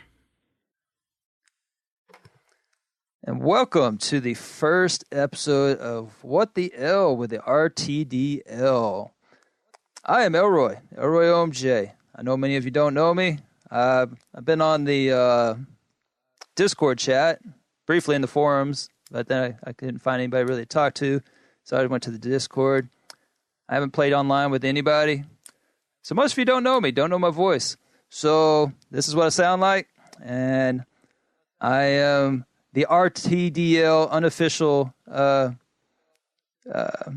commissioner of sorts. I don't know if that's the right word. But anyway, I like the RTDL. I like talking about it. And that brings up the other co-host of this wonderful segment, Big L. Hello, I'm Big L. You all know who I am. And I'm sorry about that, everybody. Yeah, you spend a lot more time online doing these multiplayer stuff. That's I think you probably look at our gaming records. We're probably complete opposites. I have approximately 300,000 gamer score, and of that, I got probably multiplayer playing with somebody else cooperatively. Probably maybe 2,000 of those points. Maybe that's being generous. I really don't play online a lot, and I would imagine you're kind of the opposite. Yes, I love my multiplayer games and boosting and just hanging out in the community. That's the best part about ZZ and RTDL now. The best every month. People find those multiplayer achievements and they ask the community for help. And you meet new people, and it's a great thing to do. Yeah, on that note, the last month I did experience that. I needed, or maybe it was 2 months ago, I needed some help on Diablo, and I needed, I don't know, some fire and brimstone thing. I needed to build something, and I remember posting something about it in the Diablo thread, because there's plenty of threads to choose from in the Discord chat, and within 30 minutes, I know I'm going to butcher the name, but Exprovos? Yes, it's actually... Oh, Chronos. Oh, there you go. Oh, wow. Yes, at you fast. Yes, but you can call him all right, X. Like, he's X-rated. Oh, a late thank you to X. Chronos, not to be confused with that other guy named Exprovos, or whatever that was. But that does bring up one thing on the front end. I do apologize if I mispronounce anybody's name. Again, I'm just some random guy that just sees these names shoot across my screen on the RTDL. So I'm sure that won't be the first. But anyway, belated thanks for helping me out on that one. That was a very helpful one in the sense that it was actually worth some points, and not many of mine are because I played some crappy games. So... with that in mind, I have some notes here. This is, for those of you that are on Discord, you've probably seen my notes, my updates in the contest chat. And so I thought I'd write them down and, kind of perform them for you, I guess, in a sense. So I guess without further ado, I will give you the RTDL update, 100th episode, Conspiracy Theory Edition. Let's get your tin caps ready. Here we go. What if I told you that a contest was supposed to be random? That a gamer who owned basically every game known to mankind, entered said random contest, and who would theoretically have a pool size in the tens of thousands would enter the draw with just over the minimum required. Then in a random contest, almost 20% of the achievements to be had were from a single game. Then in a random contest, another 25% were from 2 other games. Then in a random contest, another 25% were from 3 other games. Then in a random contest, the list of the person who generates the list had 2/3 of the achievements from 6 games. What if I told you that it was working all the way up until Monday night? That the ZZ Urban Spaceman kept his, using air quotes here, random, close air quotes, lead of 2 whole random points until he had to settle for second place because of first place. A leader, Big Kahuna, shoots in front of the leaderboard at the last minute, proving once again that the path of the Chivo hunter is beset on all sides by the iniquities of the selfish and random list of spacemen. Blessed is he who, in the name of achievements and goodwill, shepherds the RTDL through the valley of darkness. For 2 straight months, Kahuna has had an amazing showing. This month, abusing Devil May Cry and the Master Chief Collection for 1,500 of his 3,800 points. Will his stranglehold on the number 1 spot hold? If he has learned anything from his 30 double wind chill achievement from the rated M for mature frozen freefall snowball fight, he will not soon let it go. Let it go. Now, let us go to 3rd place, also no stranger to the top of the leaderboard, the amazingly talented People's Champion Elroy. With 21 pops, he is ahead in at least one category, although he's never been in first place. One of his latest pops led him to pen this touching haiku entitled, Banjo and Kazooie on my random to-do list for 2 straight months. It reads, not this game again. Man, I really hate this game. Refrigerator. Alas, with only 4 pops and having the lowest max score possible of anyone in the top 50, the thirst, it's real and it's English, for first or second place is real. And unfortunately, the only good place to find points now is it's time to get out the straw, because it's time for Soda Drinker Pro. Anybody who's played it understands. Also with a Banjo-Kazooie Chivo on their list is 4th place NBA Kirkland, who has possibly the most random list of anyone. And it is actually random, not random. Although he could make up a lot of ground if he just played some Oddworld, new and tasty. Not as tasty as the Big Kahuna Burger, but pretty tasty and new. In 5th place, B.S. Smittle. B. Smittle? I'm not sure on that one. B. Smittle. B. Smittle. Thank you there for the assist. B. Smittle is close behind. Anyone watching the list closely saw B. Smittle fly up the list with only 2 pops at the beginning of the month.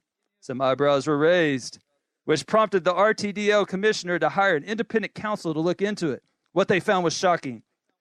B.S. Smittle, or B. Smittle, yeah, Smitty, he got over 1/3, over 1,000 points off of one single Chivo on NBA Live.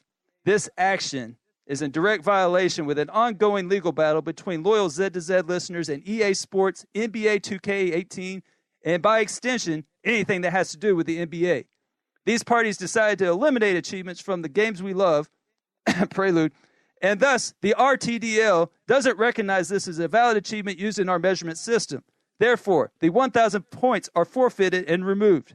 And I think my co-host will like this. Big L, that means you move into 5th place. Congratulations, Big L. Life comes at you fast. And this has been your RTDL update.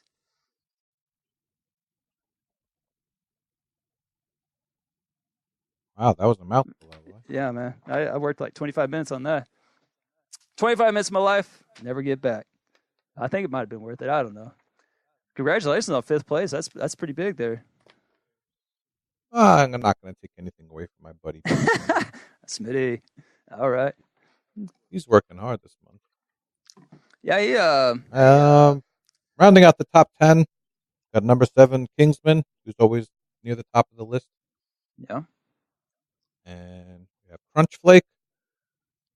And an interesting one, number 9, Skeptical Mario, who only has 6 achievements. He's in 9th place. How did he do that? I believe the answer is Killer Instinct. Does that sound right to you?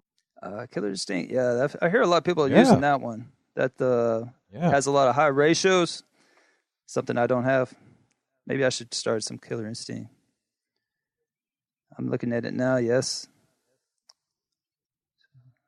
And number 10 is CS Geek Squad. Well, that's quite the. So anyway, that's quite the top 10 there. It looks like it kind of drops off after about 12, and then seems like some people just aren't trying, which brings up a couple of names, I suppose. Well, we could do a host roundup. Oh my gosh! Oh yes, let's do that. Well, the top host for this month so far looks to be Prue. Oh wow! 7 achievements. An interesting story about Prue. Last month, he had Super Street Fighter 4 achievement to play 200 games online, and I helped him out with that. And as it turns out, this month I got Super Street Fighter 4 300 games unlocked, and he has promised to help me out with that. But so far, we've done 0 games this month. That just doesn't seem brother out. That just doesn't seem very fair. What? Well, who's next? Fream, 5 achievements. Wow, that's good enough to be in the top 30. He usually does a little bit better. Spazpole, 2 achievements. And Planting with 0. Randy, I don't even think he's on the list this month. Wow. Yeah. So how does this impact this month with the global standings? We have the global scoreboard as well to look at. It seems like last month it was the Kahuna matriarch. Got to help me out with these names. It's matriarch. Yeah. Oh, okay. I got it right there. It seemed like it was their show, the two of them, but she has kind of dropped off this quarter on this month. So that's got to hurt the chances. Got one now. Looks like she just got one in WWE 2K15. Looks like she just popped one. Who's the top 5 in the global leaderboard? Oh, I'm dying to find out. I'm very curious to see who has emerged victorious in the 2 months. I'm sure whoever it is has earned it very much so, and that they're an inspiration. Yeah, and they're an inspiration to gamers everywhere. Maybe some statues are being erected. I'm not sure. I'm very curious. You can't say erected on this podcast. Oh, rated PG. Unlike Frozen. So, yes. Yeah. So what we got on the global standings here? Looks like yours truly is in the top spot. Oh my gosh, that's amazing. That and you are in the second spot. Oh, you got to be kidding me. You mean to tell me that on the global standings, you and I are 1 and 2? Well, you're 1 and I'm 2. That's what just the hell? What the hell, indeed. That's we should host a segment on the podcast that has something to do with the random to-do list, since we're both so amazing at it. Maybe. So, but anyway, number 3 is Kahuna, and number 4 is the ZZ Urban Spaceman. In all seriousness, I just wanted to give a shout out to Taragan for running this great thing we do every month. And I believe Facial LaFleur was the one who came up with the initial concept, but Taragon has made it flourish from month to month. And he's been competitive lately, so hats off to you, Taragon. Thank you very much. Yes, thank you very much. I've really enjoyed it. This is the only part of the community that I've really dived all the way in so far. I'm still somewhat new to the show. I've only been listening since July, I think it was. And so this one really got me involved. I don't know, for some reason it really captured me. So maybe it's just because I forgot to sign up for the but 3.